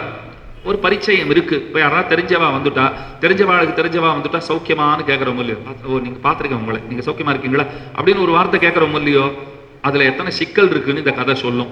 இந்த கதையை கேட்டுட்டோம்னா இப்ப சௌக்கியமான்னு கேட்கறதா வேண்டாமான்னுட்டே நமக்கு சந்தேகம் வந்துடும். அப்படி என்ன பிரச்சனைன்னா, இவர் பார்த்து கேட்டுட்டார், சௌக்கியமா அப்படின்னு கேட்டார். பக்கத்துல மனைவி இருந்தாலும் இல்லையோ, அவ ஒன்றும் கேட்கல. அவளுக்கும் அவரை தெரியும். ஆனா அவ என்ன தெரியுமா நினைச்சா, நாம இத்தனை அனுஷ்டானங்களை முடிச்சுட்டு வந்திருக்கோம், நிறைய அனுஷ்டானங்களை பண்ணிட்டு வந்திருக்கோம், எதிரில் வர ஆசாமி எந்த அனுஷ்டானத்தையும் பண்றவராவே தெரியல, அவரை போய் என்னத்துக்கு இப்ப சௌக்கியமானு கேட்டு அதை வேற அவரோட பேச்சு வச்சுட்டோம்னு வச்சுக்கோங்க, சம்பாஷண சம்பந்தம் ஏற்பட்டு போச்சுன்னா அதனால என்னென்ன தோஷம் வருமோ தெரியாது. இப்ப பார்த்ததுக்கே ஏதாவது தோஷம் வரும் அப்படின்ட்டு அதுக்கு என்ன பிராயச்சித்தம்னு புஸ்தகத்தெல்லாம் போய் பார்த்தா, சூரியனை பாரு பார்த்துட்டா, சூரியனை பாரு பார்த்தாச்சு, இன்னும் என்னென்ன பிராயச்சித்தம் சொல்லப்பட்டிருக்கோ, பசுவை பாரு போய் பார்த்துட்டு வந்தா, ராஜா சௌக்கியமான் வேற கேட்டிருக்கார், அவர் எதுவுமே பண்ணல. கடைசியில் என்னாச்சு, காலக்கிரமத்தில் ராஜாவிற்கு மரணம் ஏற்பட்டது, வயசாச்சு போய் சேர்ந்தார். மனைவி உடன்கட்டை ஏறிவிட்டாள். அடுத்த பிறவி ஒரு உயர்ந்த ராஜாவினுடைய பெண் பிள்ளையாக அந்த அரசி திரும்பவும் வந்து பிறந்திருக்கிறாள். அவளுக்கு பூர்வ ஜென்ம ஞாபகம் இருந்துதான். போன ஜென்மத்துல சததனு கணவரா இருந்தாரே, அவர் என்ன ஆனார் அப்படின்னு பார்த்திருக்கா. அவர் எங்க இருக்காருன்னு பார்த்தா, ஏதோ ஒரு காட்டுல சென்னாயா பிறந்திருக்கிறார் அப்படிங்கிறத தெரிஞ்சுட்டா. நேர போனா, சென்னாயே நீ யாருன்னு உனக்கு தெரியுமா?